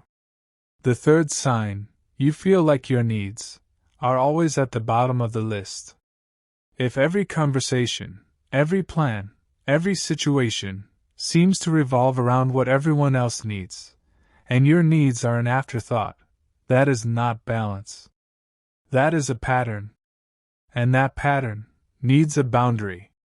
The fourth sign, you feel drained instead of energized by your relationships. Good relationships should add to your life. They should not consistently take from it. And when a relationship consistently leaves you feeling less, that is your signal to look at where your lines are drawn, or where they are not drawn at all.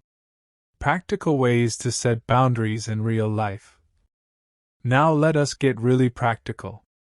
Because knowing that you need boundaries is one thing.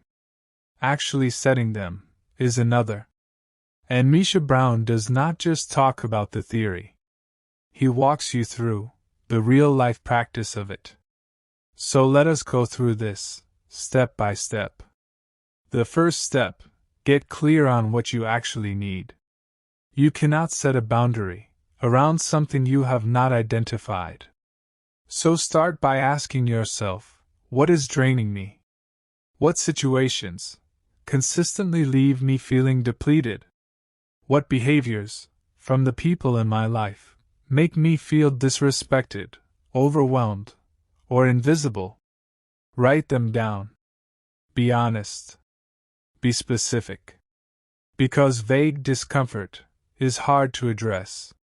But when you name it, when you say, this specific thing, in this specific situation, is something I can no longer accept, you give yourself something real to work with. The second step, communicate clearly, not aggressively. A lot of people avoid setting boundaries because they are afraid of how they will come across. They think, if I say this, I will seem mean. If I say this, I will hurt their feelings. If I say this, everything will blow up. But Misha Brown makes this very clear. Setting a boundary does not have to be an argument. It does not have to be dramatic. It does not have to be cruel. It can be calm. It can be kind. It can be loving and firm at the same time. Something as simple as, I love you, and I need you to stop doing this specific thing, because it affects me in this way. That is it. No explosion. No ultimatum. No long speech. Just honest, clear, respectful communication. And if someone cannot receive that, with basic respect, that tells you something important about whether that relationship is actually safe for you. The third step, stop over-explaining yourself. This is one of the most important things, Misha Brown says, about boundaries. You do not owe anyone a 10-minute explanation for why you need what you need. No, I cannot make it, is a complete sentence. That does not work for me, is a complete sentence. I need some time to myself, is a complete sentence. You do not have to justify your needs. You do not have to build a court case for why your boundaries are reasonable. The moment you start over-explaining, you give the other person an opening to negotiate. And boundaries are not negotiating tables. They are decisions. Your decisions. And you are allowed to make them without a lengthy defense. The fourth step, be consistent. This is where most people struggle the most. Because setting a boundary once is hard. But enforcing it over and over again, especially with people who keep testing it, that is even harder. Misha Brown is very honest about this. He says, a boundary that is not enforced is not a boundary. It is a suggestion. And people will treat it as a suggestion. So when you set a boundary, and someone crosses it, you respond. Calmly. Consistently. Every single time. Not because you are trying to punish them, but because you are proving to yourself, and to them, that you mean what you say. And that your needs are not up for debate. The fifth step, release the guilt. And this is the one that ties everything together. Because even when you do all the right things, even when you communicate clearly, stay consistent, stop over-explaining, guilt still comes. It shows up and whispers, maybe you were too harsh. Maybe you should have just let it go. Maybe your needs are too much. And Misha Brown says, when that guilt shows up, thank it for its concern, and then let it go. Because guilt, around protecting yourself, is not a sign that you did something wrong. It is a sign that you have spent so long putting others first that taking care of yourself still feels unfamiliar. But unfamiliar does not mean wrong. New things always feel strange at first. And taking care of yourself is something you are allowed to get comfortable with. One boundary at a time. Boundaries are an act of love. Here is something beautiful that Misha Brown says that I want you to carry with you. He says, boundaries are not walls. They are not barriers designed to keep people out. They are bridges designed to make real connection possible. Because here is the truth. You cannot have a genuine relationship with someone who does not respect your limits. You cannot truly love someone from a place of resentment. You cannot show up fully for the people who matter when you have nothing left, because you gave it all away to people and situations that did not deserve it. Boundaries make love sustainable. Boundaries make relationships real. Boundaries make you available, genuinely, wholly available, for the connections that actually matter. And they start with a simple, radical, life-changing decision to choose yourself. Not over everyone else. Not at the expense of everyone else. Just alongside them. Just as part of the equation. Just as someone who matters too. Because you do matter. And it is time you started acting like it. So today, we covered something that so many people have been needing to hear for a very long time. We talked about why saying no is one of the most loving things you can do for yourself and for others. We talked about the signals your body sends when your boundaries are being crossed, and why it is time to start listening to them. And we went through real, practical, honest steps to set boundaries in your actual life, without guilt, without drama, and without apology. You are learning to stand your ground, bestie. And that is not a small thing. That is everything. But here is what comes next. Because setting boundaries is only part of standing your ground. The other part is something that runs even deeper. It is about stopping something that so many of us do, without even realizing it. Something that quietly undermines everything we are working to build. In the next chapter, we are going to talk about why you keep apologizing for who you are. Why you say sorry when you have done nothing wrong. Why you shrink yourself to make room for others, and how to finally, completely, and unapologetically stop. So stay with me, bestie. Because the next chapter is going to give you permission to do something you have needed to do for a very long time. Own yourself. Completely. Without a single apology. And trust me, It is going to feel absolutely incredible. Chapter 9. Stop apologizing for who you are. I want you to pay attention to something today. Something small. Something you probably do without even noticing. I want you to count how many times you say sorry in a single day. Sorry for speaking up in a meeting.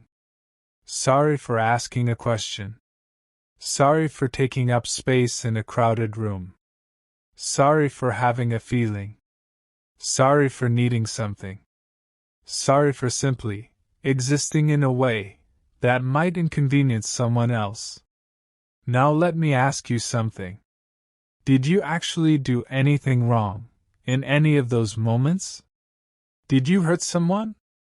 Did you cause real damage? Did you genuinely make a mistake that needed an apology? Most of the time, the honest answer is no. You did not do anything wrong. You were just living. You were just being human. You were just taking up the space that you were always meant to take up. And yet, sorry came out anyway. Automatically. Instinctively. Like a reflex. Like breathing. And that, right there, that is what we are talking about today. Because over-apologizing is not just a habit. It is a symptom. It is a signal that somewhere deep inside, you believe that who you are is something that needs to be apologized for. And Misha Brown says that belief stops today.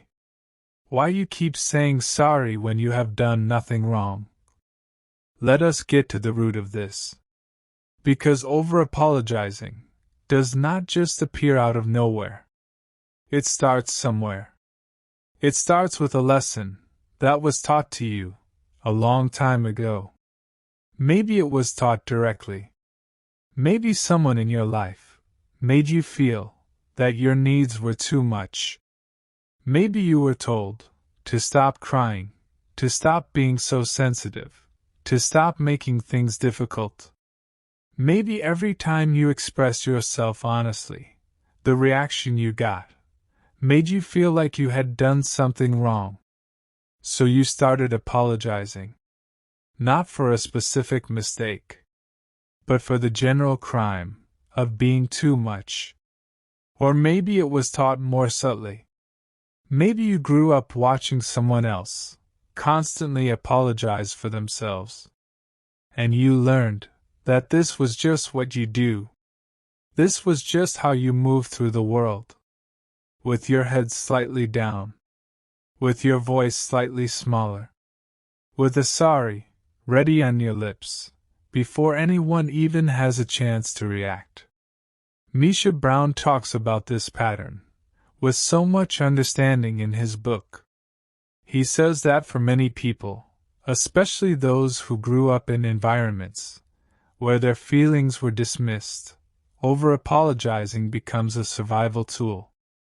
It becomes a way of saying, "Please do not be upset with me. Please do not leave. Please still love me, even though I just took up space." And as a child, that tool makes sense. It is a way of keeping the peace. It is a way of staying safe. But the problem is this. You are not a child anymore. You are an adult. And you are still using a tool that was built for a situation that no longer exists. You are still apologizing to people who are not even in the room anymore. You are still shrinking yourself for ghosts. And those ghosts have been taking up way too much space in your life. Have you ever stopped mid-sentence and said sorry for talking too long? Have you ever walked into a room and immediately felt like you were in the way? Have you ever had a strong opinion and then quickly softened it with a sorry because you were afraid of how it would land? That is not politeness. That is self-erasure. And you deserve so much more than a life spent erasing yourself. How over-apologizing destroys your self-confidence. Now let us talk about what this habit actually does to you. Because the damage goes deeper than most people realize. Every time you say sorry for something that does not need an apology, something happens inside of you. You send yourself a message. And that message says, I was wrong to do that. I was wrong to say that. I was wrong to feel that. I was wrong to need that. And your mind, which we already know, believes everything you tell it, files that away. It keeps a record. And over time, that record starts to look like evidence. Evidence that you are, in fact, too much. Evidence that your needs really are a burden to others. Evidence that the way you naturally show up in the world is somehow wrong. And what does that do to your confidence? It destroys it. Quietly. Slowly. In a way that is so gradual, you barely notice it happening. Until one day, you realize that you can barely speak up without feeling guilty. You can barely make a decision without second-guessing yourself. You can barely ask for what you need without feeling like you are asking for too much. And you wonder why you feel so small. You wonder why confidence feels so far away. But the answer is right there. You have been apologizing yourself into smallness. One unnecessary sorry at a time. Misha Brown is so powerful on this point. He says, every time you apologize for who you are voting against yourself. You are casting a vote that says, I do not belong here. My voice does not matter. My presence is a problem. And if you vote against yourself enough times, you start to believe the result. But here is the good news. You can change your vote. Starting right now. Starting with the very next moment, you reach for a sorry that does not belong to you. You can pause. You can choose differently. And you can start building the confidence that has been waiting patiently underneath all those unnecessary apologies. It is still there. It never left. It has just been buried. And today, we start digging it out. Owning your space and your decisions without guilt. So what does it actually look like to stop over-apologizing? What does it mean to own your space and your decisions without guilt? Misha Brown breaks this down in a way that is so real, so practical, and so easy to understand. And I want to go through it, step by step, so that you can start using it today. The first thing, learn the difference between a real apology and a reflex apology. A real apology is for a real mistake. You hurt someone. You did something wrong. You broke a promise, or crossed a line, or caused genuine harm. That deserves an apology. A sincere, thoughtful, genuine one. But a reflex apology is different. A reflex apology is what comes out when you take up space. When you have a need. When you express a feeling.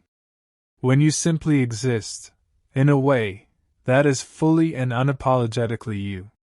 That does not need an apology. And learning to tell the difference is the first step to breaking this habit. So the next time sorry comes out, pause for just 1 second.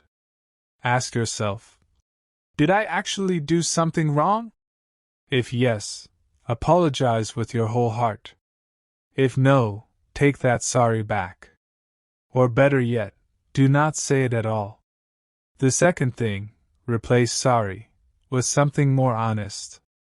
This is one of the most practical tools that Misha Brown shares. Instead of saying sorry for things that do not need an apology, replace it with something that actually fits. Instead of, sorry for bothering you, say, thank you for your time. Instead of, sorry I feel this way, say, I am feeling this, and it is real. Instead of, sorry for asking, say, I have a question. Do you see how different that feels? One takes power away from you. The other keeps it with you. One sends the message, I should not be here.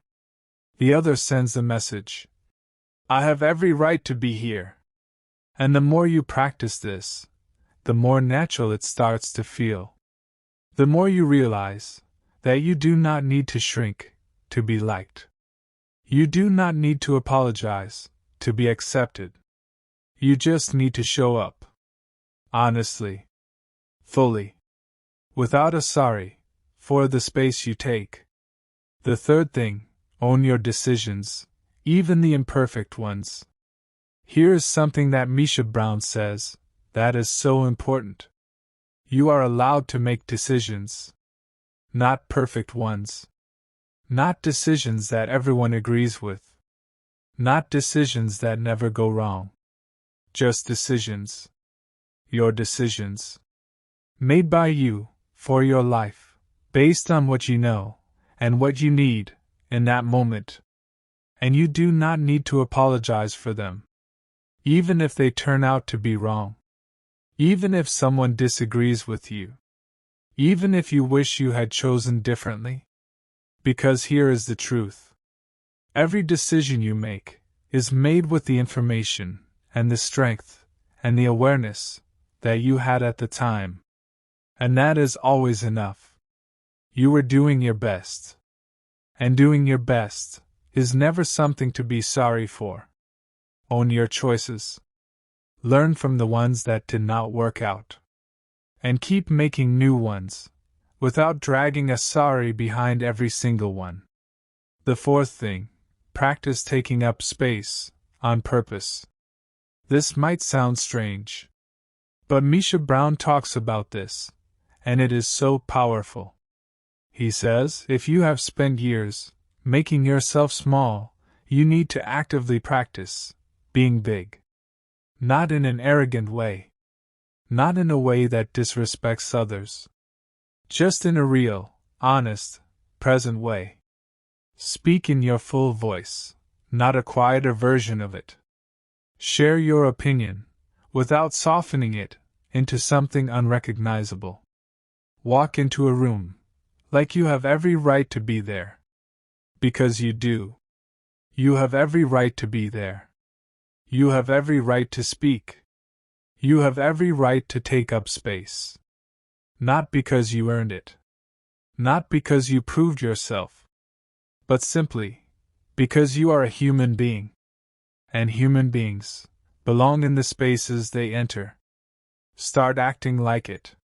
What happens when you stop apologizing? Here is something beautiful that Misha Brown talks about in this book. When you stop over-apologizing, something really surprising happens. People actually start respecting you more. Not less. More. Because when you carry yourself like your presence matters, people treat your presence like it matters. When you speak, without preemptively apologizing, people listen more carefully to what you say. When you make a decision and own it, without immediately doubting yourself out loud, people trust your judgment more. Because confidence is contagious. And self-respect is magnetic.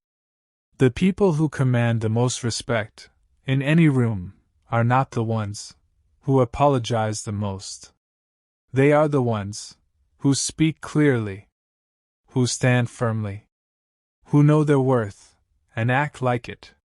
And that person can be you. It already is you, underneath all the layers of unnecessary sorry.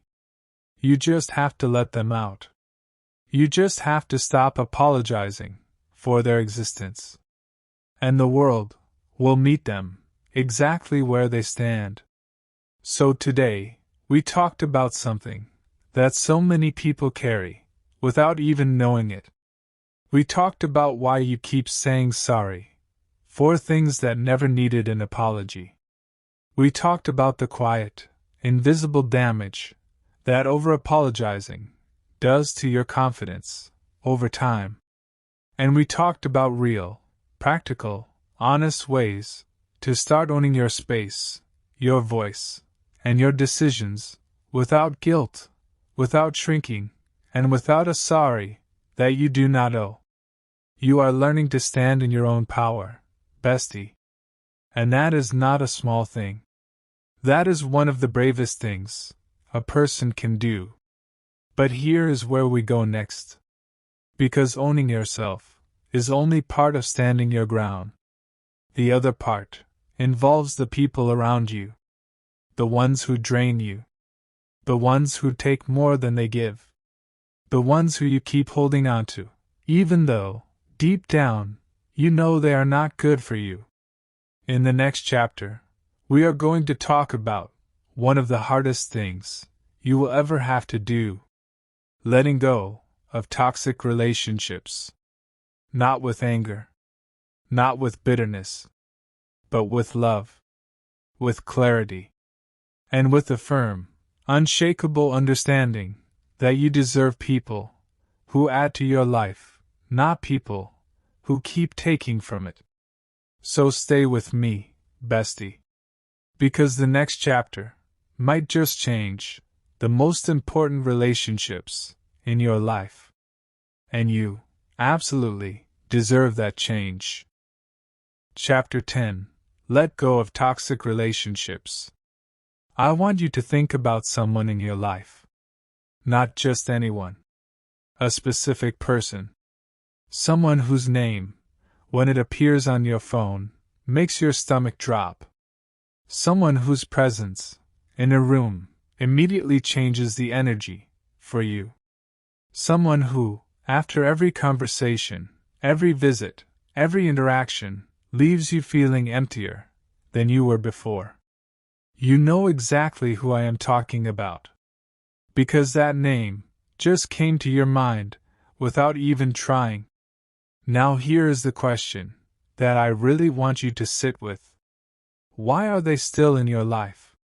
And before you answer, I already know what you are going to say. Because I love them. Because we have history. Because they need me. Because walking away feels impossible. And I hear you. I really do. Because this chapter is not about easy answers. This chapter is about one of the hardest things a human being can ever face. The moment you realize that someone you love is not good for you. And the even harder moment that follows. When you decide to do something about it. Misha Brown does not pretend that this is simple. He does not tell you to just cut people off without feeling anything. He walks with you through the pain, the confusion, and the guilt, and he shows you that on the other side of it, there is something worth walking toward. So let us walk together. How to identify people who drain your energy. Let us start with something important. Because not every difficult relationship is a toxic one. All relationships have hard moments. All relationships go through rough patches. All people, including the ones we love most, hurt us sometimes. That is just part of being human. But there is a difference between a relationship that goes through hard times and a relationship that consistently, repeatedly, and without real change, takes more than it gives. And that difference is everything. Misha Brown helps you see this clearly in his book. He talks about the specific signs that tell you a relationship is draining you rather than feeding you. The first sign, you feel worse about yourself after spending time with them. Not occasionally. Not just on bad days. But consistently. You walk away, feeling smaller. Feeling judged. Feeling like you said something wrong, or were too much, or not enough. Feeling like you have to earn your place in their life, over and over again. That is not a healthy dynamic. That is emotional depletion. The second sign, everything is always about them. You listen to their problems, for hours. You show up, every time they need you. You pour yourself out, to fill them up. But the moment you need something, the moment you are struggling, or hurting, or just need someone to listen, they are suddenly unavailable. Or worse, they make it about themselves anyway. That is not a friendship. That is a one-way street. And you have been driving on it, alone, for far too long. The third sign, they do not celebrate your wins. Pay close attention to this one. Because this one is subtle. But it is so revealing. When something good happens to you, how do they react? Are they genuinely happy for you? Do they cheer you on, lift you up, celebrate your growth? Or is there something else? A slightly flat response. A quick redirect to their own news. A comment that takes the shine off your moment. Or worse, quiet resentment, disguised as a joke. People who truly love you celebrate your wins, as if they were their own. People who are draining you often cannot do that, because your growth reminds them of their own stagnation. And instead of being inspired, they feel threatened. The fourth sign, you are always the one making the effort. You reach out first. You plan the meetups. You check in. You remember the important dates. You put in the work to keep the relationship alive. And they receive it. They accept it. But they rarely, if ever, return it. That is not balance. That is not love. That is you carrying a relationship that only one of you is invested in. And you are exhausted from it. Even if you have never said it out loud. The fifth sign, you make yourself smaller around them. You edit what you say. You hide parts of yourself. You do not share your real thoughts, your real feelings, your real dreams, because you already know how they will react. And when you cannot be your full self around someone, that is one of the clearest signs that the relationship is not a safe one for you. Why it is okay to walk away from people you love. Now here is the part that most people find the hardest. Because everything I just described could apply to someone you love deeply. A parent. A sibling. A best friend of 10 years. A partner. Someone who has been part of your story for so long that imagining your life without them feels like imagining your life without a limb. And Misha Brown does not dismiss that pain. He does not tell you that it is easy. He does not pretend that love and toxicity cannot exist in the same place at the same time. Because they can. And they often do. But here is what he says, with so much compassion and so much honesty. Loving someone does not mean you have to be destroyed by them. Read that again. Loving someone does not mean you have to be destroyed by them. You can love a person completely and genuinely and still recognize that the relationship, in its current form, is hurting you. You can wish someone well, with your whole heart, and still choose not to let them continue taking from you.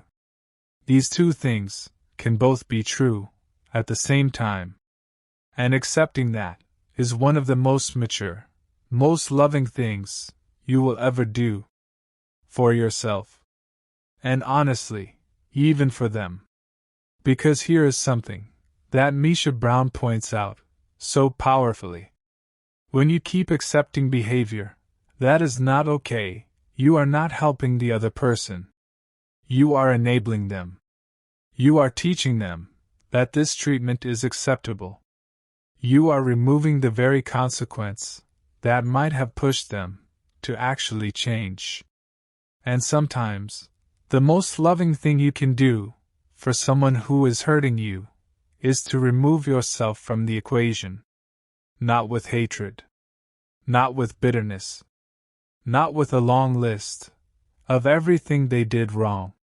Just with a quiet, clear, loving decision that says, I deserve more than this, and so do you, but I cannot stay here and pretend otherwise. That is not cruelty. That is courage. And you are allowed to be courageous. Even when it hurts. Even when they do not understand. Even when people around you do not agree. You are allowed to choose yourself. Not instead of love, but as an expression of it. The deepest, most honest expression of love you will ever offer yourself. The guilt that comes with walking away. Let us be really honest here, for a moment.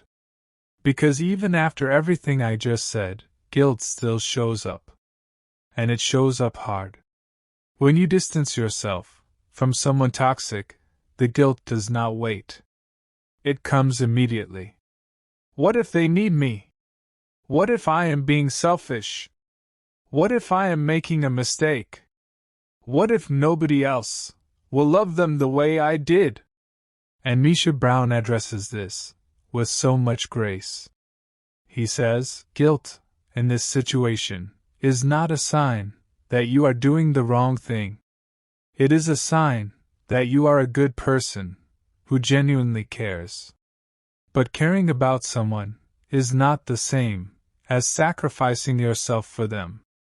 You can care deeply and still have limits. You can have compassion and still have boundaries. You can wish someone healing from a distance. And that distance does not make you heartless. It makes you healthy. It makes you honest. It makes you someone who understands that you cannot pour from an empty cup. And that filling your own cup is not selfish. It is necessary. So when the guilt comes, and it will come, acknowledge it. Let yourself feel it. And then gently remind yourself of why you made this decision. Not out of anger. Not out of revenge. But out of love. Love for yourself. Which is, after all, exactly what this entire journey has been about. Building relationships that actually lift you up. Now here is the part that makes all of this worth it. Because letting go of toxic relationships is not the end of the story. It is actually the beginning. The beginning of something that so many people have never actually experienced. Relationships that genuinely, consistently, and joyfully lift you up. Misha Brown paints such a beautiful picture of what healthy relationships actually look like. And I want you to hear this and really absorb it. Because for some of you, this might sound almost too good to be true. A healthy relationship is one where you can be completely yourself. No editing. No performing. No carefully managing what you share and what you hide. Just you. And that you is welcomed. It is celebrated. It is met with real warmth and real acceptance. A healthy relationship is one where the energy goes both ways. You give. They give. Sometimes one person gives more, and sometimes the other does. But over time, it balances. Over time, both people feel seen, feel valued, feel cared for. A healthy relationship is one where your growth is celebrated. Where the other person genuinely wants to see you win. Where your success does not threaten them, it inspires them. Where they cheer for you, not because it is easy, but because they truly, deeply, want good things for you. And a healthy relationship is one where conflict is handled with respect. Because healthy relationships are not conflict-free. They just handle conflict with care, with honesty, with a commitment to working through things rather than using every argument as a weapon. Now here is something really important that Misha Brown says. In order to have these kinds of relationships, you first have to become the kind of person who attracts them. And that starts with the work you have already been doing. The self-reflection, the affirmations, the boundaries, the self-acceptance. All of it was preparing you for this. Because when you know your worth, you stop accepting less than it. When you love yourself, you naturally gravitate toward people who also love you. When you are clear on who you are, you can recognize, quickly and clearly, who is right for your life and who is not. And you stop wasting years on connections that were never meant to last and start investing in the ones that were. So here is what I want you to do. Think about the people in your life who make you feel good. Not just okay. Good. The ones who make you feel seen. The ones who make you feel safe to be yourself. The ones who show up, not just when things are easy, but when things are hard. Invest in those people. Nurture those relationships. Give them your time, your presence, your energy. Because those connections are the ones that make life genuinely beautiful. And you deserve beautiful. Not just occasionally, but consistently. As a standard. As your new normal. So today, we went through something that takes real courage to face. We learned how to identify the people who are draining you through clear, honest, undeniable signs. We talked about why it is okay to walk away from someone you love, not with anger, but with love for yourself and for them. And we talked about what becomes possible on the other side of that decision. Relationships that truly lift you up. Connections that feed you instead of depleting you. A circle of people who see you, celebrate you, and love the real you without conditions, without games, without cost. You are building something beautiful, Bestie. Step by step. Chapter by chapter. And now, we are stepping into the final section of this journey.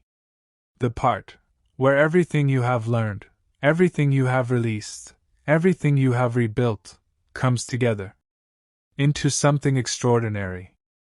In the next chapter, we are going to talk about something that so many people have never done.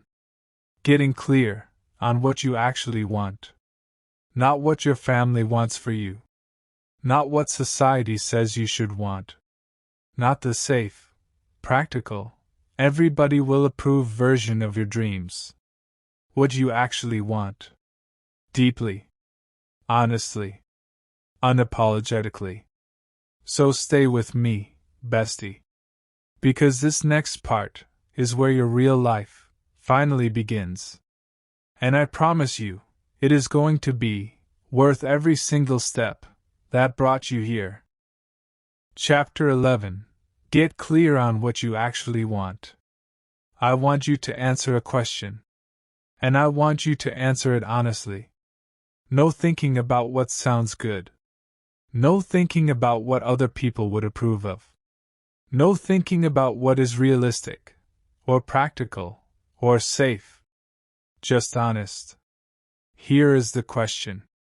What do you want? Not what your parents want for you. Not what your partner thinks you should want. Not what your friends are doing. That makes you feel like you should want the same thing. What do you want? For your life. For your future. For the way you spend your days, your energy, your one precious time on this earth. What does your ideal life actually look like? Take a moment. Really think about it. And if the answer does not come easily, if you find yourself drawing a blank, or feeling confused, or reaching for someone else's answer instead of your own, then you are in exactly the right place. Because that confusion, that blankness, that reaching for someone else's vision, is one of the most common and most painful experiences of modern life. And Misha Brown talks about it with such honesty and such clarity in this chapter of his book.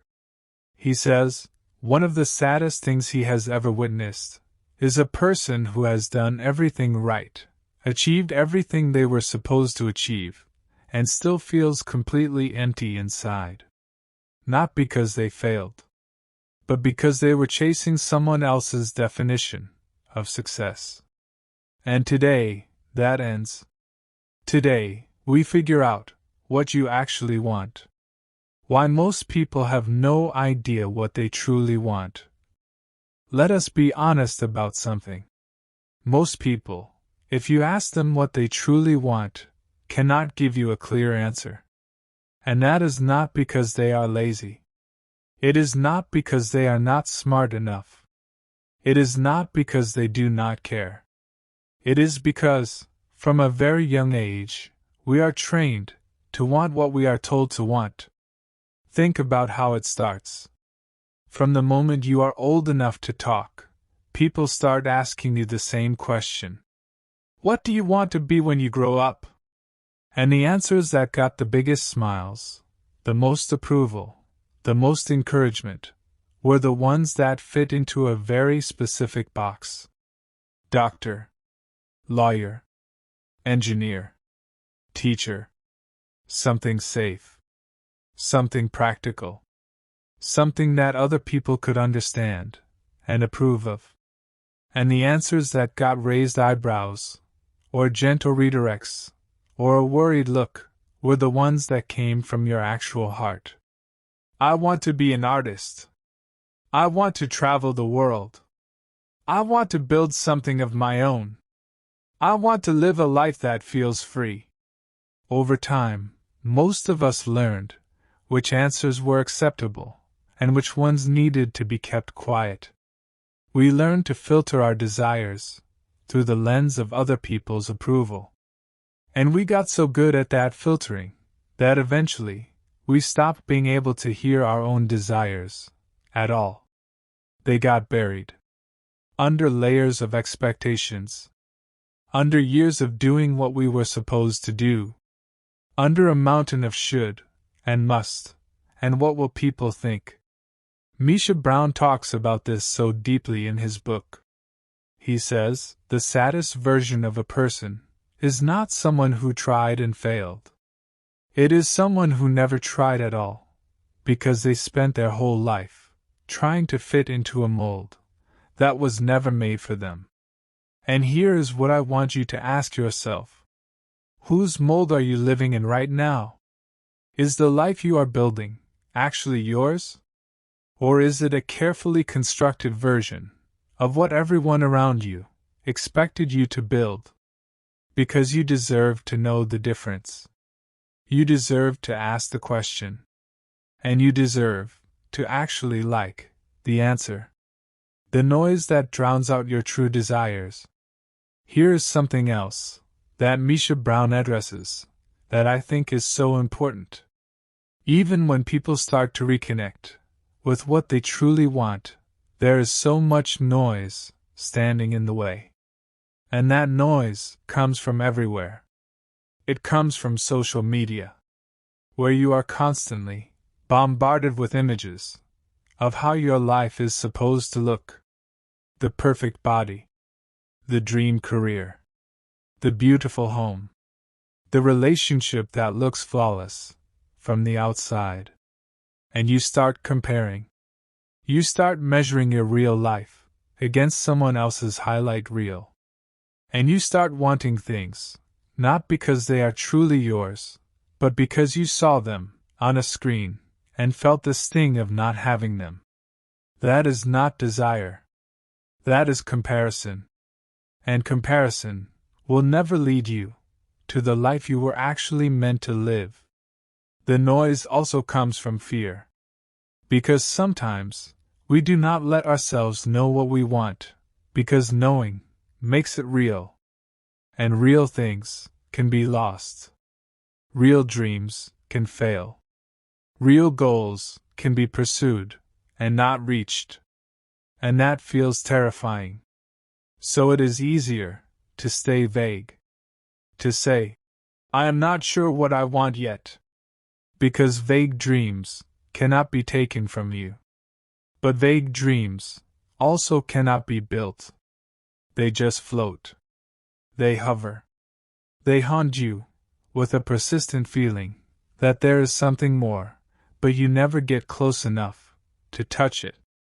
Misha Brown says, the antidote to all of this noise is one thing: stillness. Getting quiet enough to hear yourself. Getting honest enough to admit what you hear. And getting brave enough to say it out loud. Even if it scares you. Even if it surprises you. Even if it is nothing like what anyone else expected from you. How to set goals that align with your real values. So once you start to get clear on what you actually want, what do you do with it? How do you turn that clarity into something real? Misha Brown talks about this in a way that is so grounded, so practical, and so deeply connected to everything else in this book. And it starts with understanding something that most people miss when it comes to goal setting. Most people set goals based on outcomes. I want to make this amount of money. I want to lose this amount of weight. I want to reach this level in my career. And those things are not wrong. But here is the problem. When you chase outcomes, without connecting them to your values, even if you reach the goal, it often feels hollow. Because the goal was never really about what you thought it was about. The goal was always about how you wanted to feel. The money was really about freedom. The weight was really about confidence, or health, or feeling comfortable in your own body. The career milestone was really about purpose, or contribution, or proving something to yourself. And Misha Brown says, when you understand that, when you connect your goals to the feeling underneath them, to the value they represent, everything changes. Because now, your goal is not just a destination. It is an expression of who you are. It is a reflection of what you actually care about. And that kind of goal does not just sit on a list. It lives in your heart. And it pulls you forward, even on the days when motivation is nowhere to be found. So here is what Misha Brown asks you to do. Before you set any goal, ask yourself 2 questions. Question 1. Why do I actually want this? Not the surface answer. The real answer. Dig past the first response.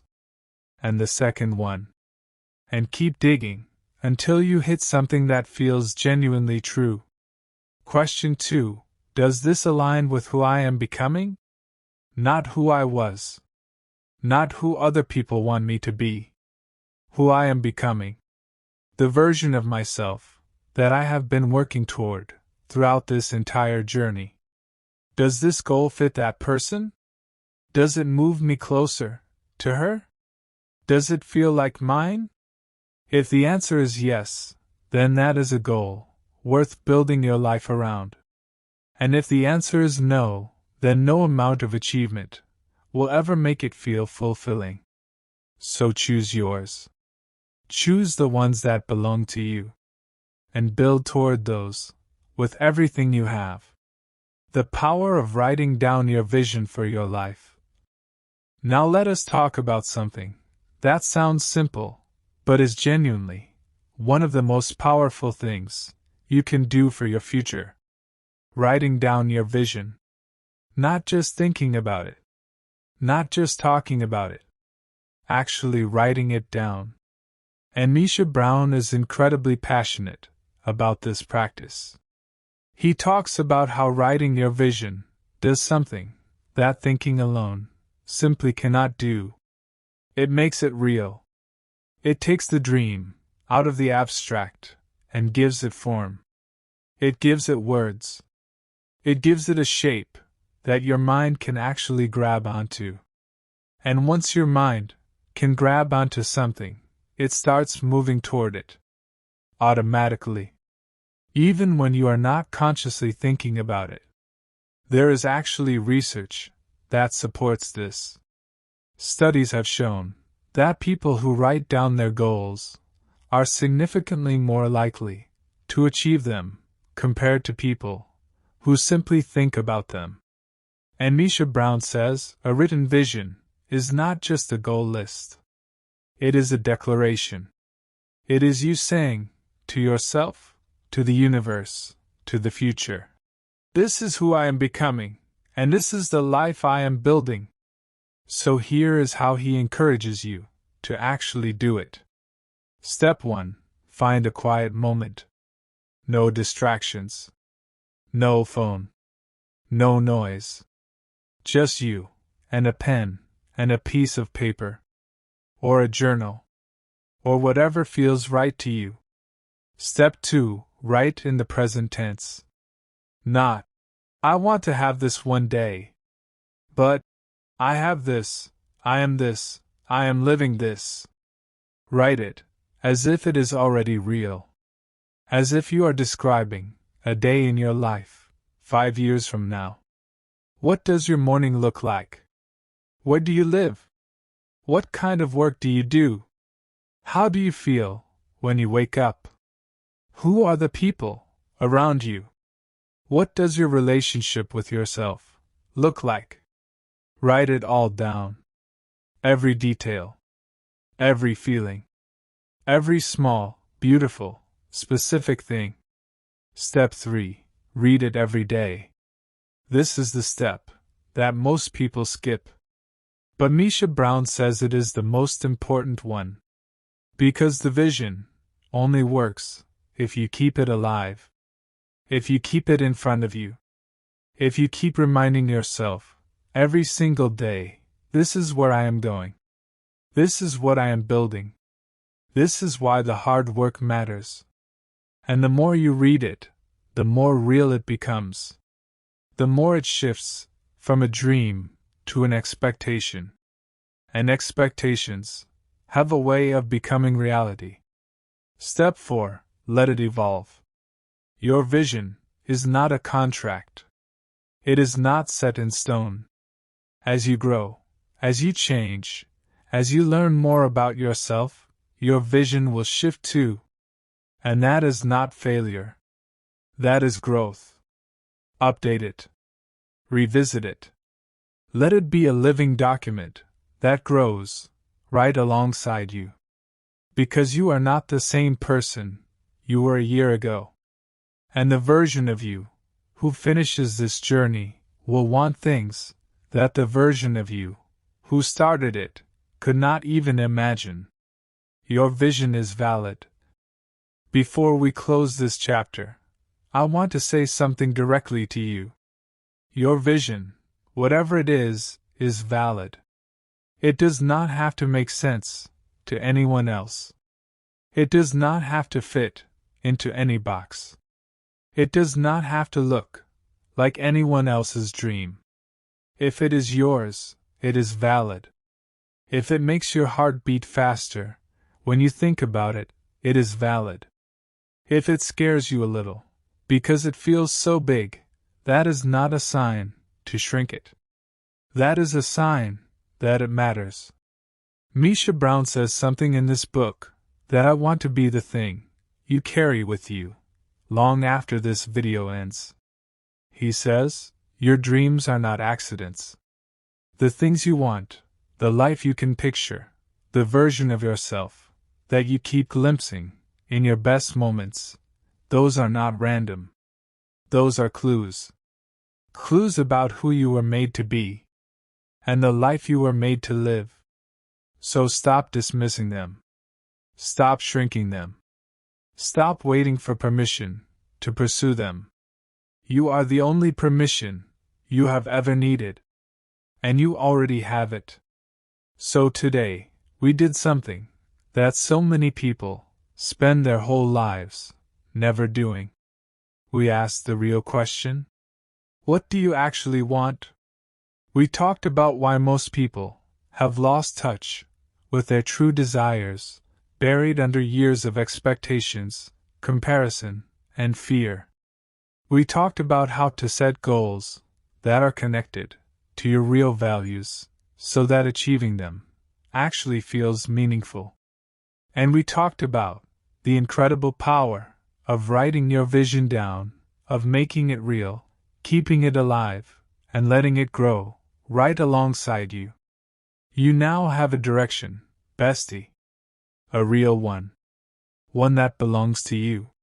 But having a direction is only part of the journey. Because in the next chapter, we are going to talk about what it actually takes to start moving toward it. We are going to talk about taking bold steps forward. Even when you are scared. Even when you are not ready. Even when the path is not perfectly clear. Because the people who build the lives they actually want are not the ones who waited until they felt ready. They are the ones who moved anyway. And in the next chapter, we are going to learn exactly how to do that. So stay with me, bestie. Because your vision is waiting. And it is time to start walking toward it. One bold step at a time. Chapter 12. Take bold steps forward. Opening. I want you to think about a dream. One that you have had for a long time. Maybe it is a business you have always wanted to start. Maybe it is a career you have always wanted to pursue. Maybe it is a relationship you have always wanted to build. Maybe it is a version of yourself that you have always wanted to become. You know the dream I am talking about. Because it never really goes away. It comes back. Again and again. In quiet moments. In the middle of the night. In those small, honest spaces between the noise of everyday life. And every time it comes back, you have a thought. One day. When the time is right. When I am more ready. When things settle down a little. When I have more money, more time, more confidence, more experience. Then I will start. And the days pass. And the weeks pass. And the months pass. And one day becomes next month. And next month becomes next year. And next year becomes someday. And someday never comes. Because here is the truth that Misha Brown says, with complete honesty and complete love. There is no perfect moment. There never was. There never will be. The perfect moment is a myth. A beautiful, convincing, deeply comforting myth that has been quietly killing your dreams, one day at a time. And today, we are done waiting for it. Today, we move. Waiting for the perfect moment is killing your dreams. Let us talk about this honestly.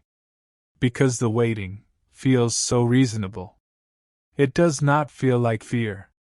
It does not feel like avoidance. It feels like wisdom. It feels like preparation. It feels like, I am just being smart, making sure I am ready before I take the leap. But Misha Brown pulls back the curtain on what is actually happening. And what is actually happening is this. The waiting is fear, wearing the costume of patience. The preparation is procrastination, wearing the costume of responsibility. And the perfect moment that you are waiting for, it is just far enough away to always feel almost here, but never quite arriving.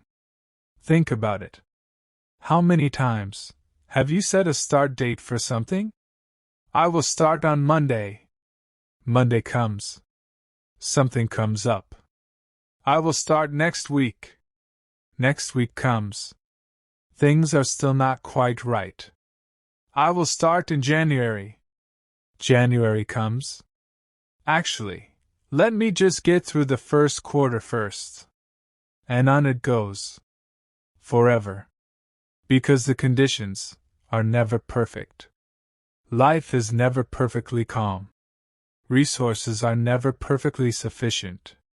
Confidence is never perfectly full.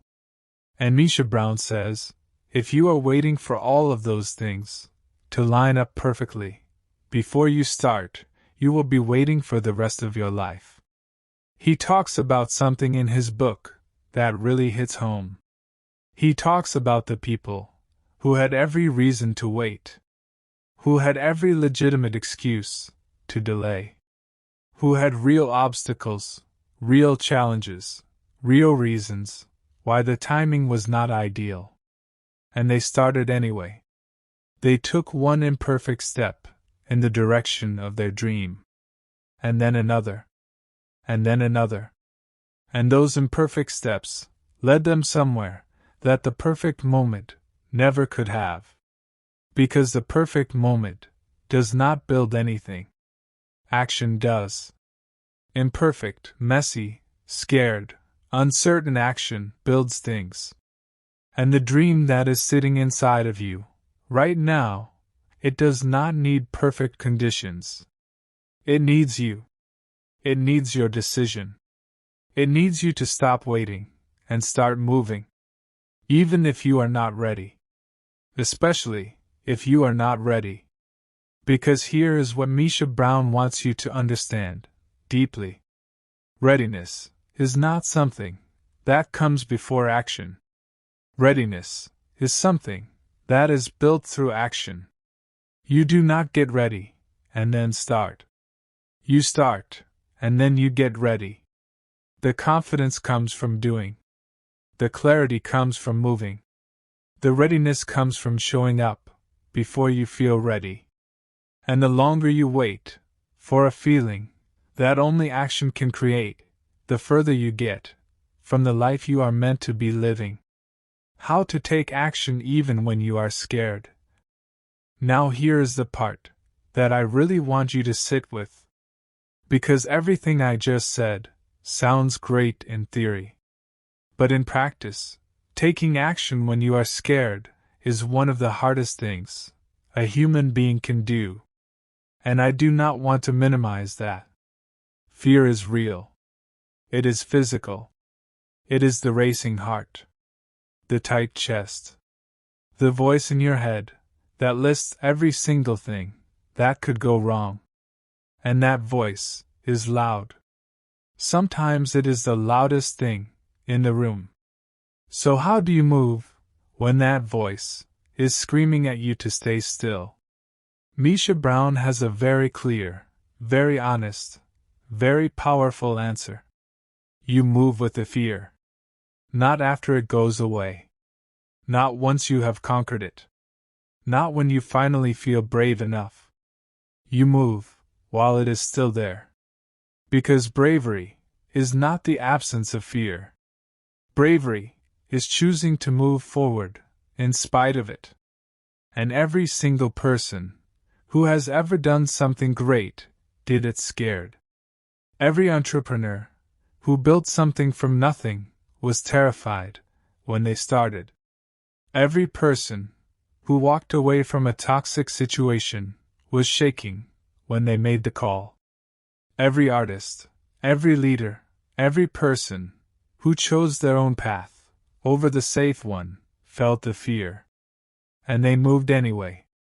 Misha Brown shares something in his book that completely reframes the way you see fear. He says, fear is not your enemy. Fear is actually your compass. Because the things that scare you the most are almost always the things that matter the most. The conversation you are afraid to have matters. The dream you are afraid to chase matters. The version of yourself that you are afraid to become matters more than anything else. So the next time fear shows up, do not ask, how do I get rid of this? Ask, what is this fear pointing me toward? And then, take one step in that direction. Just one. Not the whole journey. Not a perfect plan. Just one step. Because one step is all it takes to break the paralysis. One step is all it takes to prove to yourself that you can do this. One step changes everything. And Misha Brown talks about a few practical things that help you take that step, even when fear is loud. The first thing, shrink the step. Sometimes the reason we cannot move is because we are looking at the whole staircase, instead of just the next step. The whole staircase is overwhelming. The whole staircase looks impossible. But the next step? The next step is manageable. So stop looking at the whole journey. Just look at what is directly in front of you. What is the one smallest, most concrete thing you can do today that moves you, even slightly, in the direction of your dream? Do that. Just that. And then do the next one. The second thing, make the decision before you are ready. This sounds counterintuitive. But Misha Brown talks about this with such conviction. He says, do not wait until you feel ready to make the decision. Make the decision first. And let the readiness follow. Because something happens when you make a committed decision. Your brain shifts. It stops looking for reasons to stay still and starts looking for ways to move forward. It stops focusing on the obstacles and starts focusing on the solutions. The decision is what activates everything. So make it. Even imperfectly. Even uncertainly. Make it, and then figure out the rest as you go. The third thing, borrow courage from your past self. Think about a time when you did something scary. Something that felt impossible before you did it. Maybe it was a difficult conversation. Maybe it was a new beginning.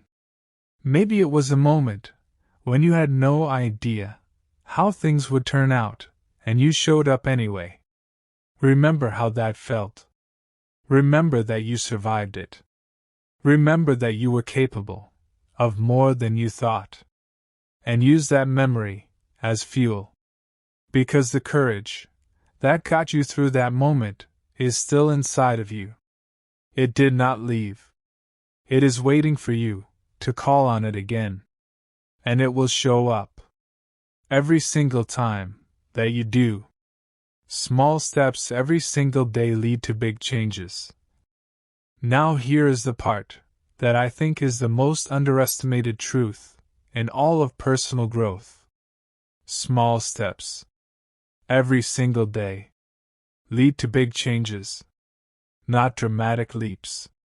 Not overnight transformations. Not one massive, life-altering moment. Small steps. Consistent ones. Day after day after day. And Misha Brown talks about this with such beautiful clarity. He says, most people overestimate what they can do in a day. And they massively underestimate what they can do in a year. Think about what happens when you commit to one small thing every single day. If you spend just 20 minutes a day working on your dream, that is over 100 hours in a year. 100 hours of focused effort toward the thing that matters most to you. What could you build with 100 hours? What could you learn? What could you create? What could you become? The answer is more than you can currently imagine. Because right now, you are looking at 20 minutes and thinking, that is nothing. But Misha Brown wants you to look at what 20 minutes, every day, for a year, actually adds up to. And then he wants you to ask yourself how different your life could look if you started today. This is the power of consistency. Not motivation. Not inspiration. Not waiting for a burst of energy or a perfect mindset. Just consistency. Showing up. Every day. Even on the days when you do not feel like it. Even on the days when the progress feels invisible. Even on the days when you wonder if any of it is actually working. Because those are exactly the days that matter most. Those are the days when your commitment is actually being built. Not on the easy days. On the hard ones. And Misha Brown gives something really practical here. He talks about the idea of non-negotiable daily actions. Things you do every single day, no matter what. Not a huge list. Not an overwhelming routine. Just 2 or 3 small things that move you toward your vision. Every single day. Without exception. Maybe it is reading 10 pages of something that educates you. Maybe it is spending 15 minutes working on your goal. Maybe it is writing in your journal to keep your vision alive. Maybe it is 1 phone call, 1 email, 1 small act of showing up for your dream. Whatever it is, make it small enough that you can do it, even on your worst days. Because the goal is not perfection. The goal is consistency. And a small action, done consistently, will always beat a big action, done occasionally. Always. The compound effect of bold action. Here is something that Misha Brown talks about that I find incredibly motivating. He talks about the compound effect of taking bold action. And this is how it works. When you take 1 small step toward your dream, something happens beyond just the step itself. Your confidence grows a little. Your belief in yourself strengthens a little. Your identity as someone who takes action solidifies a little. And then, when you take the next step, all of those things are slightly bigger, slightly stronger, slightly more certain. And the step after that is taken from an even stronger foundation. And so on. And so on. Until one day, you look back, and you can barely recognize the person who was too scared to start. Because that person has been replaced by someone who shows up. Someone who moves. Someone who takes bold steps forward, even when they are scared, even when they are uncertain, even when the path is not perfectly clear. And that person does not just have a different life. They have a different identity. They see themselves differently. They expect different things from themselves. They hold themselves to a different standard. And that standard is what keeps them moving, long after the motivation fades. Long after the excitement of starting has settled into the quiet, steady work of building. This is what bold action creates. Not just progress toward a goal. A new version of you. A version that you will be so proud of. A version that is absolutely worth every scared, uncertain, imperfect step it took to get there. You do not have to be ready.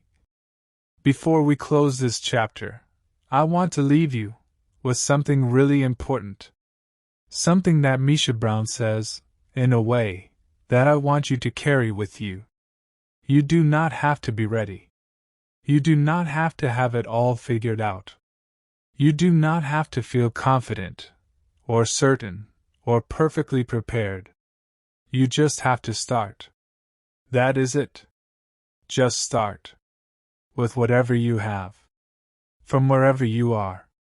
With whatever imperfect, incomplete, slightly uncertain version of a plan you currently have. Because the people who changed their lives did not do it from a place of perfect readiness. They did it from a place of absolute commitment. Commitment to themselves. Commitment to their vision. Commitment to the truth that they deserve more, and that more is not going to come to them. They have to go to it. And so do you.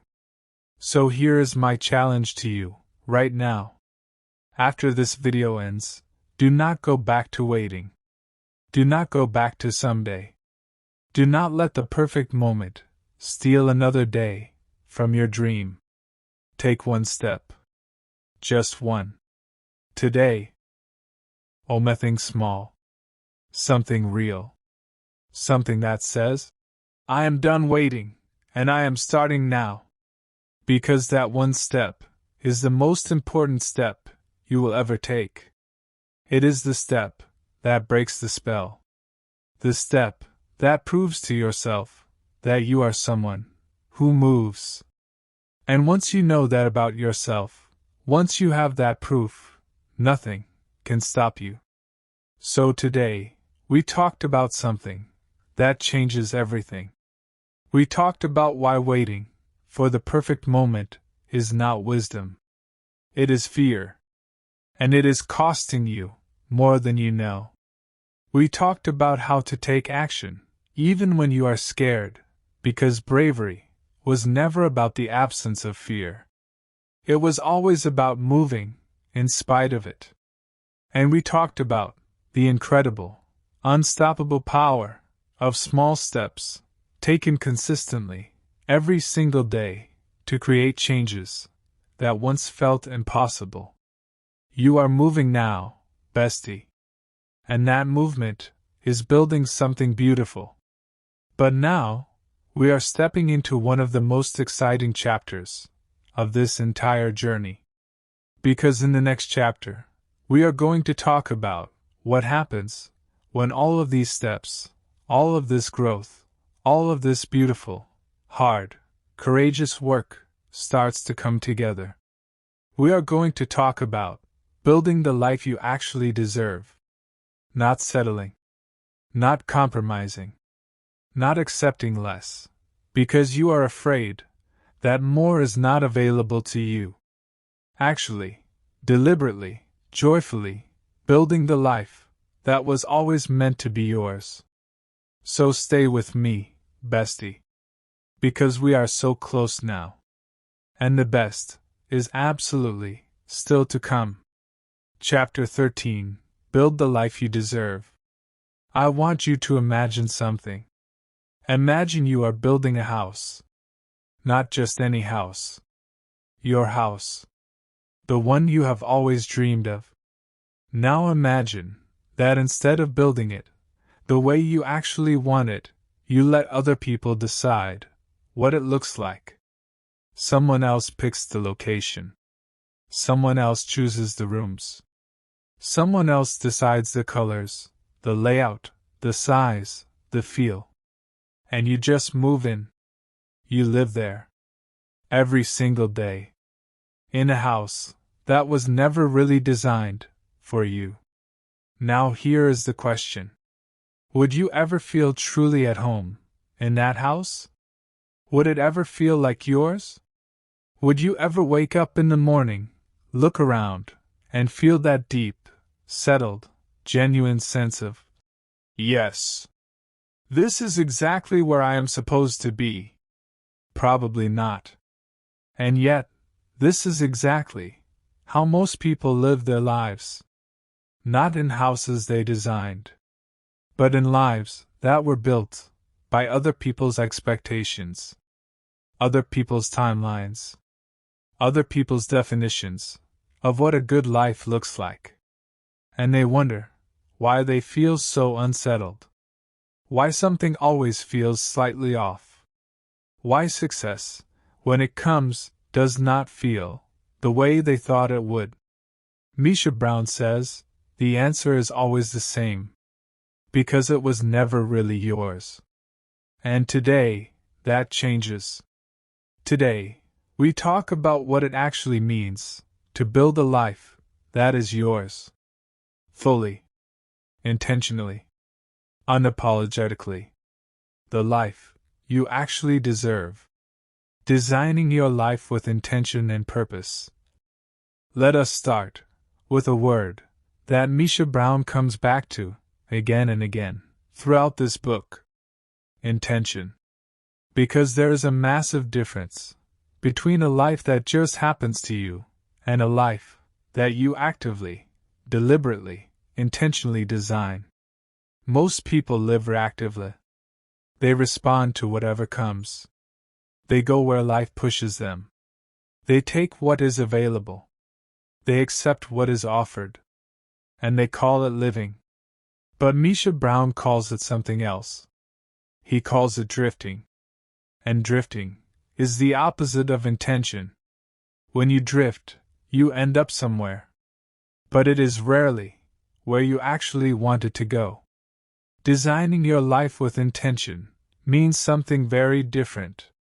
It means deciding, in advance, what kind of life you want to live, what kind of person you want to be, what kind of relationships you want to have, what kind of work you want to do, what kind of mornings you want to wake up to, what kind of feelings you want to feel on a regular basis. And then, making every decision, every choice, every habit, every commitment, with that vision in mind. Not perfectly. Not rigidly. Life will always bring surprises. Plans will always shift. But when you have intention, behind your choices, even the unexpected turns take you somewhere meaningful. Because you are not just reacting. You are steering. And steering, even imperfectly, will always get you further than drifting. Misha Brown talks about purpose in a way that is so clear and so accessible. He says, purpose is not some grand, mysterious calling that only a few lucky people discover. Purpose is simply the answer to one honest question. What makes me feel most alive? Not most productive. Not most impressive. Not most approved of. Most alive. When do you feel that spark? When do you lose track of time, because you are so absorbed in what you are doing? When do you finish something and feel genuinely, deeply satisfied, not just relieved that it is over? Those moments are your clues. Those moments are pointing you directly toward your purpose. And building your life with intention means taking those clues seriously. It means building more of those moments into your everyday life. Not as rewards. Not as occasional treats. As the foundation. As the center. As the thing around which everything else is built. Because that is a life with purpose. And a life with purpose is a life that feels worth living. Every single day. How to stop settling for less than you deserve. Now let us talk about something that is at the heart of everything Misha Brown teaches. Settling. Because settling is one of the most common and most heartbreaking things that people do. And the worst part is that most of the time, they do not even know they are doing it. Settling does not always look dramatic. It does not always look like misery. Sometimes settling looks like comfort. Sometimes it looks like practicality. Sometimes it looks like, this is good enough, and I should be grateful. And gratitude is a beautiful thing. But there is a difference between being genuinely grateful for what you have and using gratitude as an excuse to stop reaching for more. Misha Brown is very honest about this. He says settling is what happens when you stop believing that you deserve better. And that belief, the belief that you do not deserve better, is always rooted in something we have already talked about. The old stories. The false beliefs. The voice that says, "Who are you to want more? Be realistic. Do not be greedy. At least you have this much." And those voices are so familiar, so well practiced, that they sound like wisdom. But they are not wisdom. They are fear. They are the echo of every time someone made you feel that your desires were too big. And you listened, and you shrunk, and you settled. In your relationships. Maybe you stayed with someone who did not treat you well, because you were afraid that no one better would ever come. In your career? Maybe you stayed in a job that drained you, because you were afraid that chasing what you really wanted was not realistic. In your daily life. Maybe you kept saying yes to a life that felt wrong, because the thought of building something different felt too uncertain, too risky, too much.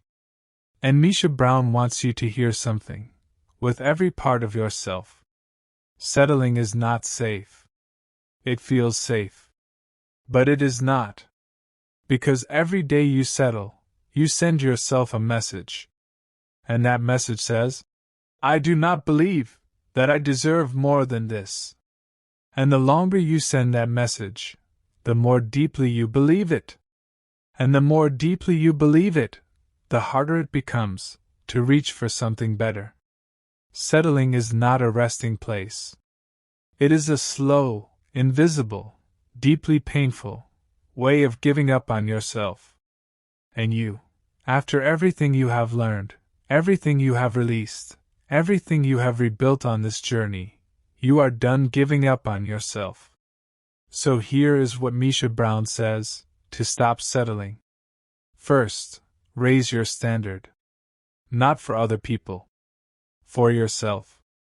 Decide, right now, what you will no longer accept in your life. What treatment will you no longer tolerate? What situations will you no longer stay in, just because they are familiar?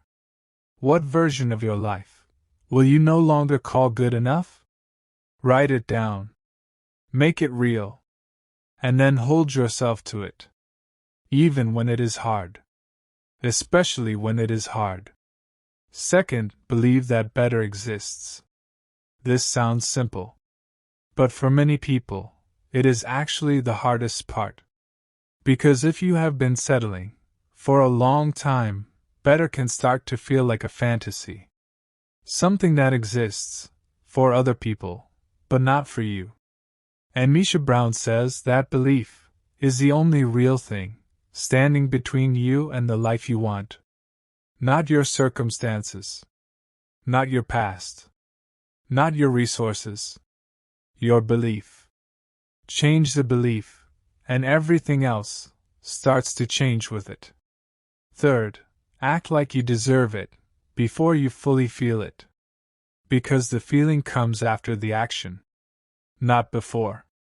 Start making choices that reflect your worth, even on the days when you do not feel worthy. Start saying no to things that do not align with your vision, even when it is uncomfortable. Start walking past the things that are beneath you, even when a part of you is tempted to settle again. Because every time you do that, every time you choose better over familiar, you strengthen the belief that better is available to you. And eventually, you will not just believe it, you will know it. With every part of yourself. Creating habits that support your best self. Now let us get really practical. Because all of the vision, all of the intention, All of the belief in your own worth needs something to stand on. It needs structure. It needs daily habits that actually support the person you are becoming. And Misha Brown talks about this with so much practical wisdom in his book. He says, "You do not rise to the level of your goals. You fall to the level of your habits." Read that again. You do not rise to the level of your goals. You fall to the level of your habits. What this means is simple. It does not matter how big your vision is. It does not matter how powerful your affirmations are. It does not matter how clearly you have written down what you want. If your daily habits do not support that vision, your daily habits will always win. Because habits are what you do when you are not thinking about it. They are what happens on autopilot. And autopilot runs most of your life, whether you realize it or not. So the question is not, do you have habits? Of course you do. Everyone does. The question is, are your habits building the life you want? Or are they keeping you exactly where you are? Misha Brown talks about 4 types of habits that are essential for building your best life. The first type, morning habits. How you start your morning sets the tone for everything that follows. And Misha Brown is very clear that a strong morning does not have to be complicated. It does not have to be a 2-hour routine. It just has to be intentional. Maybe it is 5 minutes of quiet before you reach for your phone. Maybe it is reading your vision out loud every morning. Maybe it is writing down 3 things you are grateful for. Maybe it is a short walk, a glass of water, a few deep breaths. Whatever it is, make it yours. Make it something that says to your mind and your body, "Today is intentional, and I am showing up for it." The second type, boundary habits. These are the habits of protecting your energy. Deciding, in advance, what you will and will not give your time to. Choosing, consistently, which relationships get your best, and which ones you keep at a healthy distance. Practicing, every day, the art of saying no to things that drain you, so that you can say yes to things that build you. Boundaries are not just conversations. They are habits. And like all habits, they get easier the more consistently you practice them. The third type, growth habits. These are the daily acts of becoming. Reading, learning, reflecting, doing the inner work that keeps you moving forward. Because growth is not something that happens automatically. It is something you choose every day. And the people who keep growing are the ones who have built growth into the fabric of their daily lives. Not as a big event. Not as a once-in-a-while thing. As a habit. As a quiet, consistent, non-negotiable part of who they are. The fourth type, self-care habits. And please, do not skip past this one. Because self-care is not just bubble baths and spa days. Self-care is the daily act of treating yourself like someone who matters. Getting enough sleep because your body deserves rest. Moving your body because it was made to move. Eating in a way that gives you energy rather than taking it away. Spending time doing things that genuinely restore you. Saying no to the things that consistently leave you depleted. These are not luxuries. These are requirements. For the life you are building. For the person you are becoming. And they start with the simple, daily, non-negotiable decision to treat yourself as your own first priority. Your life is a reflection of your daily choices. Here is something that Misha Brown says in this book that I want to stay with you. He says, look at your life right now. Really look at it. Your relationships, your career, your health, your happiness, your daily experience of being alive. All of it is a reflection of the choices you have been making every single day. Not your circumstances, not your luck, not what other people did or did not do for you. Your choices. And that truth cuts both ways. On one hand, it means you are responsible for where you are. And that can feel heavy. But on the other hand, and this is the part that Misha Brown really wants you to feel, it means you have the power to change it. Not someday. Not when conditions improve.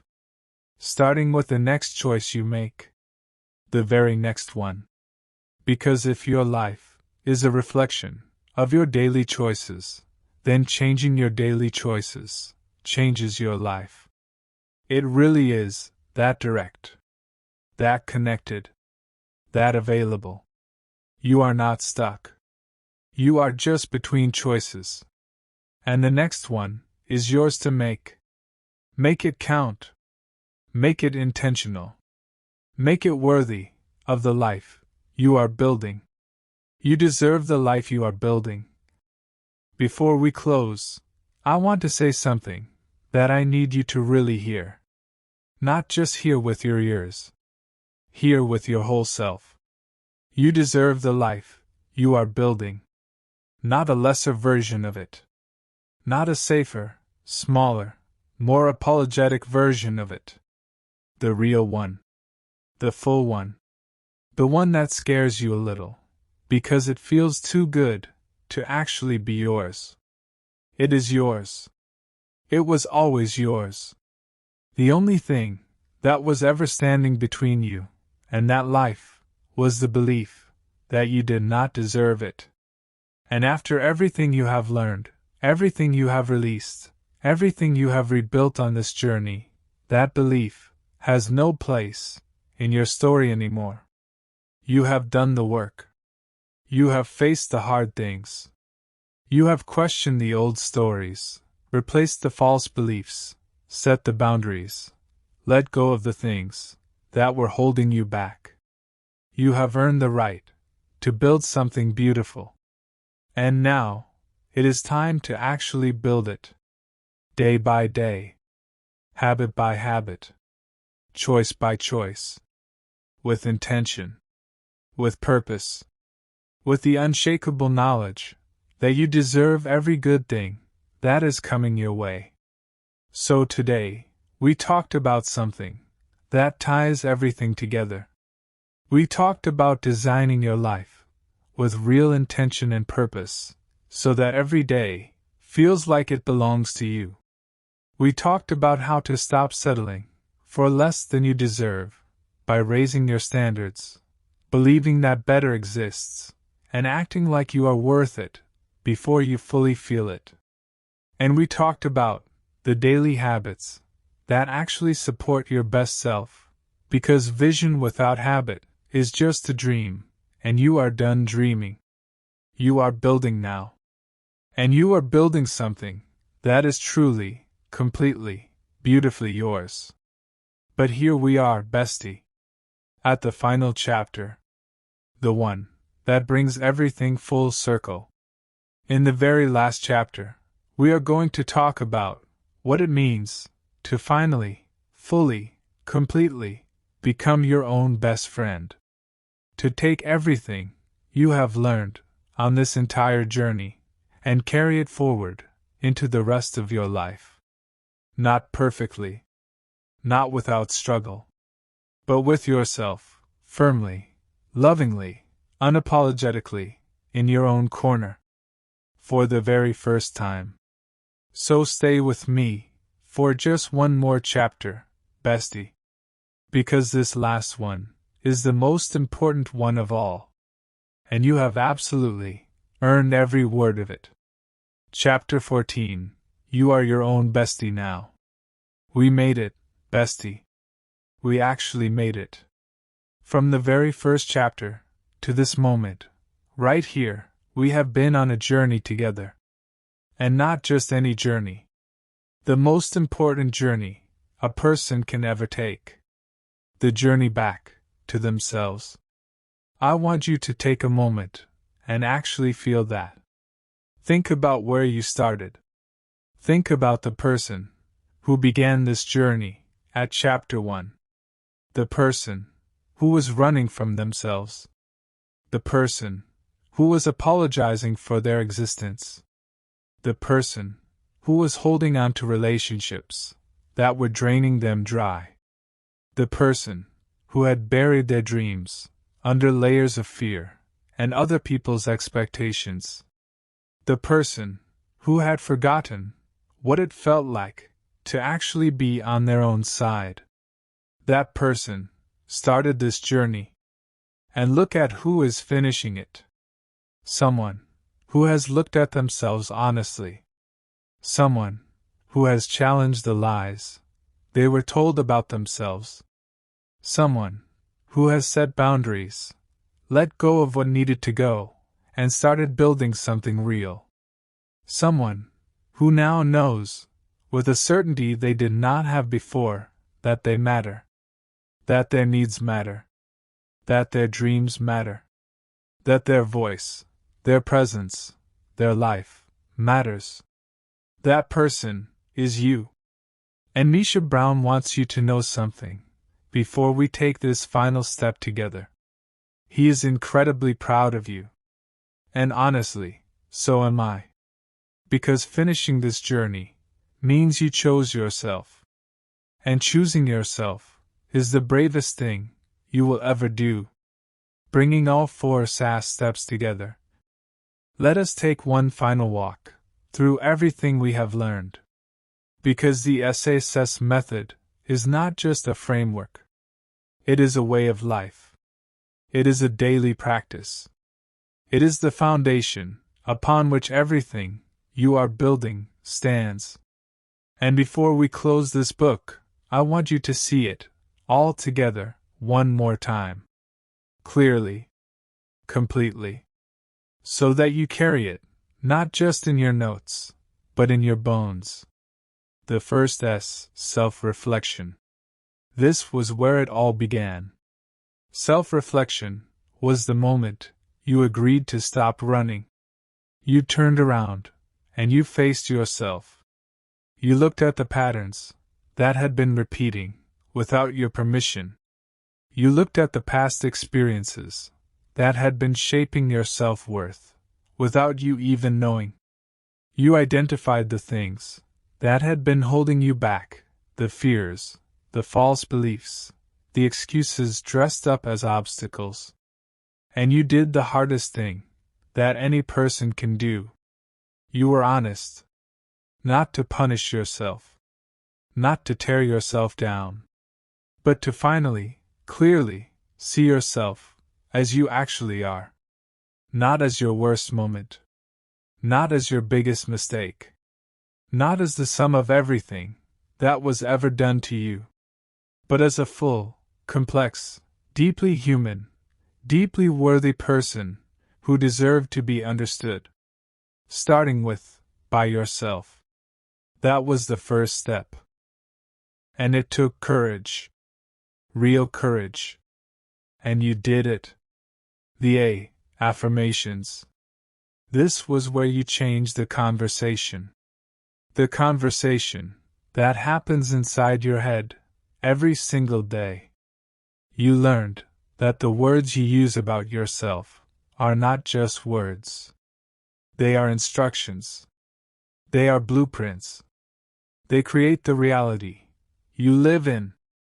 And you decided to change them. Not overnight. Not perfectly. But consistently. Day by day, you started interrupting the old voice. The one that said you were not enough. The one that said you were too much. The one that had been running, like background noise, for so long that you had almost stopped noticing it. You noticed it. You challenged it. You replaced it with something true, something honest, something that actually sounded like the person you were becoming.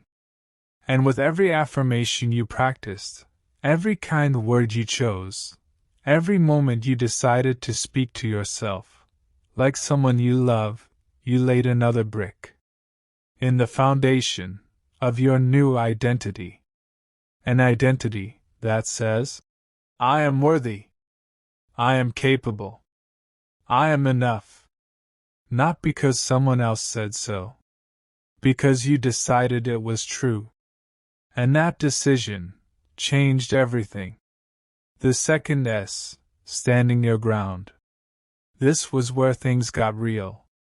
Because knowing your worth is one thing. Protecting it is another. You learn to set boundaries. Not walls. Not weapons.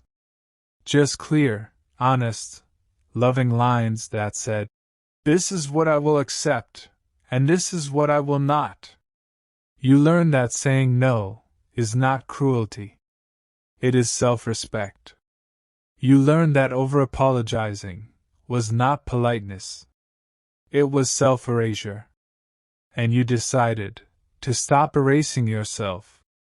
You looked at the relationships in your life with honesty and with love. You recognized the ones that were draining you. You made the hard, courageous, deeply loving decision to stop accepting less than you deserve. Not with anger. Not with bitterness. With the simple, unshakable understanding that your energy is precious. Your peace is precious. Your heart is precious. And only people who treat it that way deserve access to it.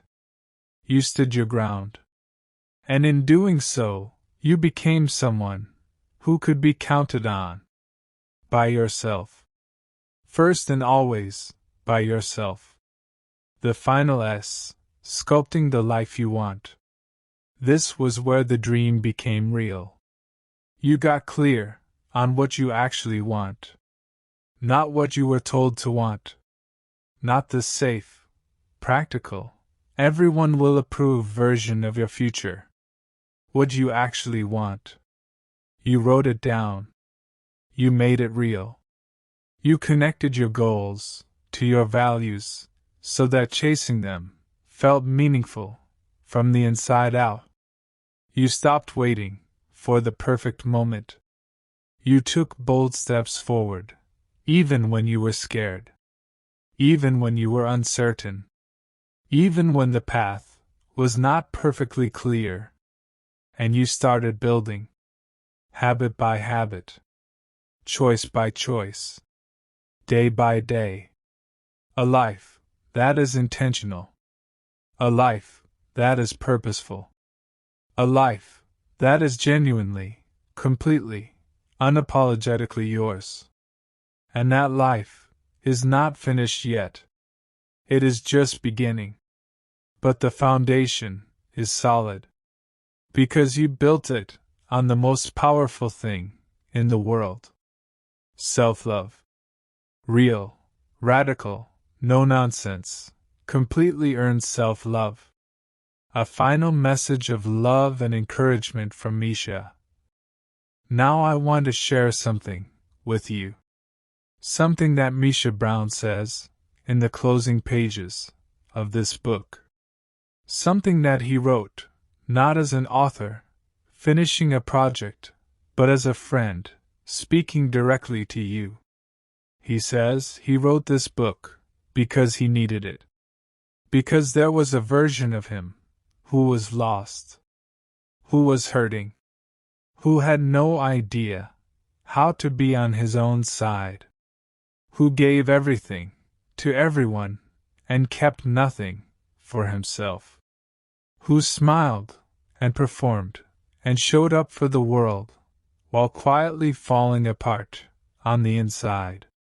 And he says, if you have ever felt that way, this book was written for you. Not as a lecture. Not as a list of things you are doing wrong. But as a letter. From someone who has been where you are. From someone who knows how heavy it feels. From someone who also found the way through. And who wants, more than anything, for you to find it too. Misha Brown says, the world is full of people who are waiting for someone else to believe in them. Waiting for someone else to see their worth. Waiting for someone else to give them permission to take up space, to chase their dreams, to love themselves fully. And he says, I want to be that person for you. I want to be the voice that says, you are enough. You always were. You always will be. But more than that, he says, I want you to become that voice for yourself. Because external validation, no matter how much of it you get, will never fill the space that self-love is meant to fill. Only you can fill that space. Only you can give yourself the thing you have been looking for in every relationship, every achievement, every moment of approval. And the beautiful, life-changing, tear-inducing truth is this. You already have it. It was never missing. It was just buried. Under the stories. Under the fear. Under the weight of other people's expectations and your own self-doubt. But it was always there. Waiting. Patient. Quietly, persistently, stubbornly, refusing to disappear. Because that is the thing about your worth.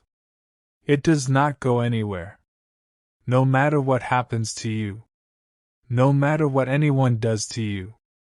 No matter how many times you forget it, it is still there. And now, you know where to find it. The reminder that you are enough exactly as you are. And now, here we are. At the last thing I want to say to you. The most important thing. The thing that Misha Brown built this entire book to tell you.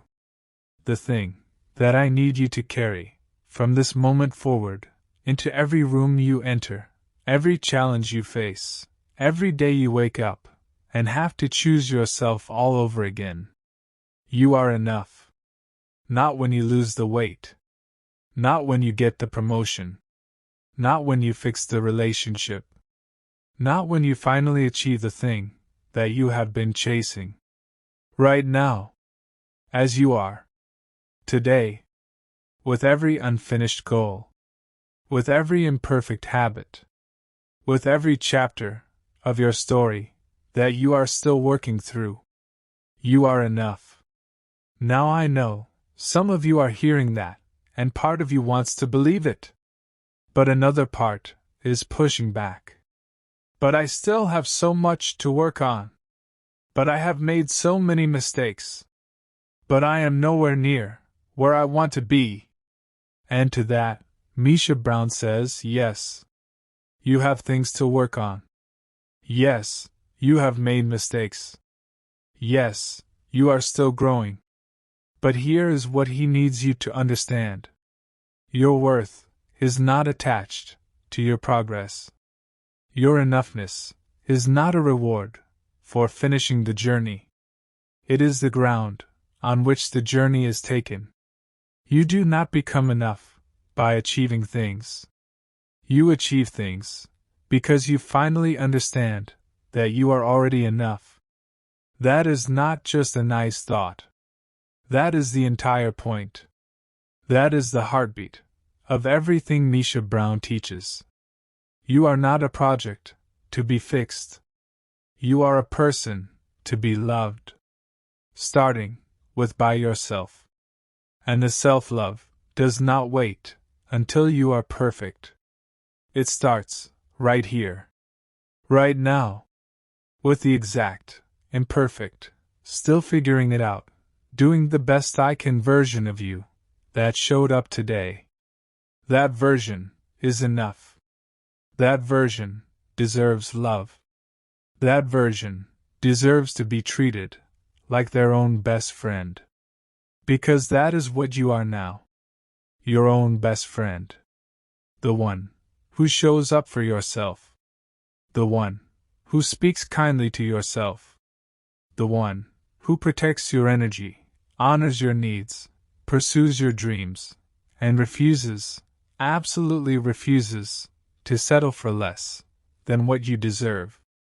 That is who you are now. That is who you have become on this journey. And that person is someone worth knowing, worth loving, worth showing up for. Every single day. Your journey continues. Before we close, I want to say one last thing. This is not the end. This is actually the beginning. The beginning of the version of your life where you are finally, fully, on your own side. And that version is going to look different. It is going to feel different. Not because everything in your life suddenly becomes easy. Not because problems disappear. Not because the world magically becomes kinder. But because you are different. Because you now carry something that you did not have before. You carry the knowledge of your own worth. The practice of your own self-love. The tools to keep coming back to yourself every time life tries to pull you away. And life will try. There will be hard days. Days when the old voice comes back loudly. Days when old patterns try to creep back in. Days when you are tired and scared and unsure, and settling feels easier than standing your ground. On those days, come back to this. Come back to what you learned. Come back to the S.A.S.S method. Come back to the truth that Misha Brown has been telling you from the very first page. You deserve happiness. You deserve hope. You deserve a life that feels like yours. And you are absolutely, completely, without question, capable of building it. One step. One choice. One day at a time. So this is it, Bestie. This is where we say goodbye to this book. But not goodbye to the journey. Because the journey does not end here. It just shifts. From learning to living. From understanding to doing. From knowing your worth to acting like it. Every single day. Misha Brown wrote this book because he believed in you before you believed in yourself. He showed up on every page with his stories, his honesty, his humor, his heart to hold a mirror up and show you something you had been missing. Yourself. The real you. The worthy you. The enough you. And now you have seen it. Now you cannot unseen it. And that changes everything. So go out there and build the life you deserve. Love yourself the way you have always loved others. Protect yourself the way you have always protected others. Show up for yourself the way you have always shown up for others. Because you, Bestie, are worth every single bit of that love. You always were. And now, finally, you know it too. Thank you for taking this journey. Thank you for choosing yourself. And if this video helped you in even the smallest way, please share it with someone who needs to hear it. Because somewhere out there, someone is struggling alone. Someone is forgetting their worth. Someone needs to be reminded that they are enough. And maybe your share is the thing that reminds them. So share it. Like it. And most importantly, take everything you learned here and go live it. Because your best life is not somewhere in the future. It is right here. Right now. Waiting for you to claim it. Go get it, Bestie. You have absolutely earned it.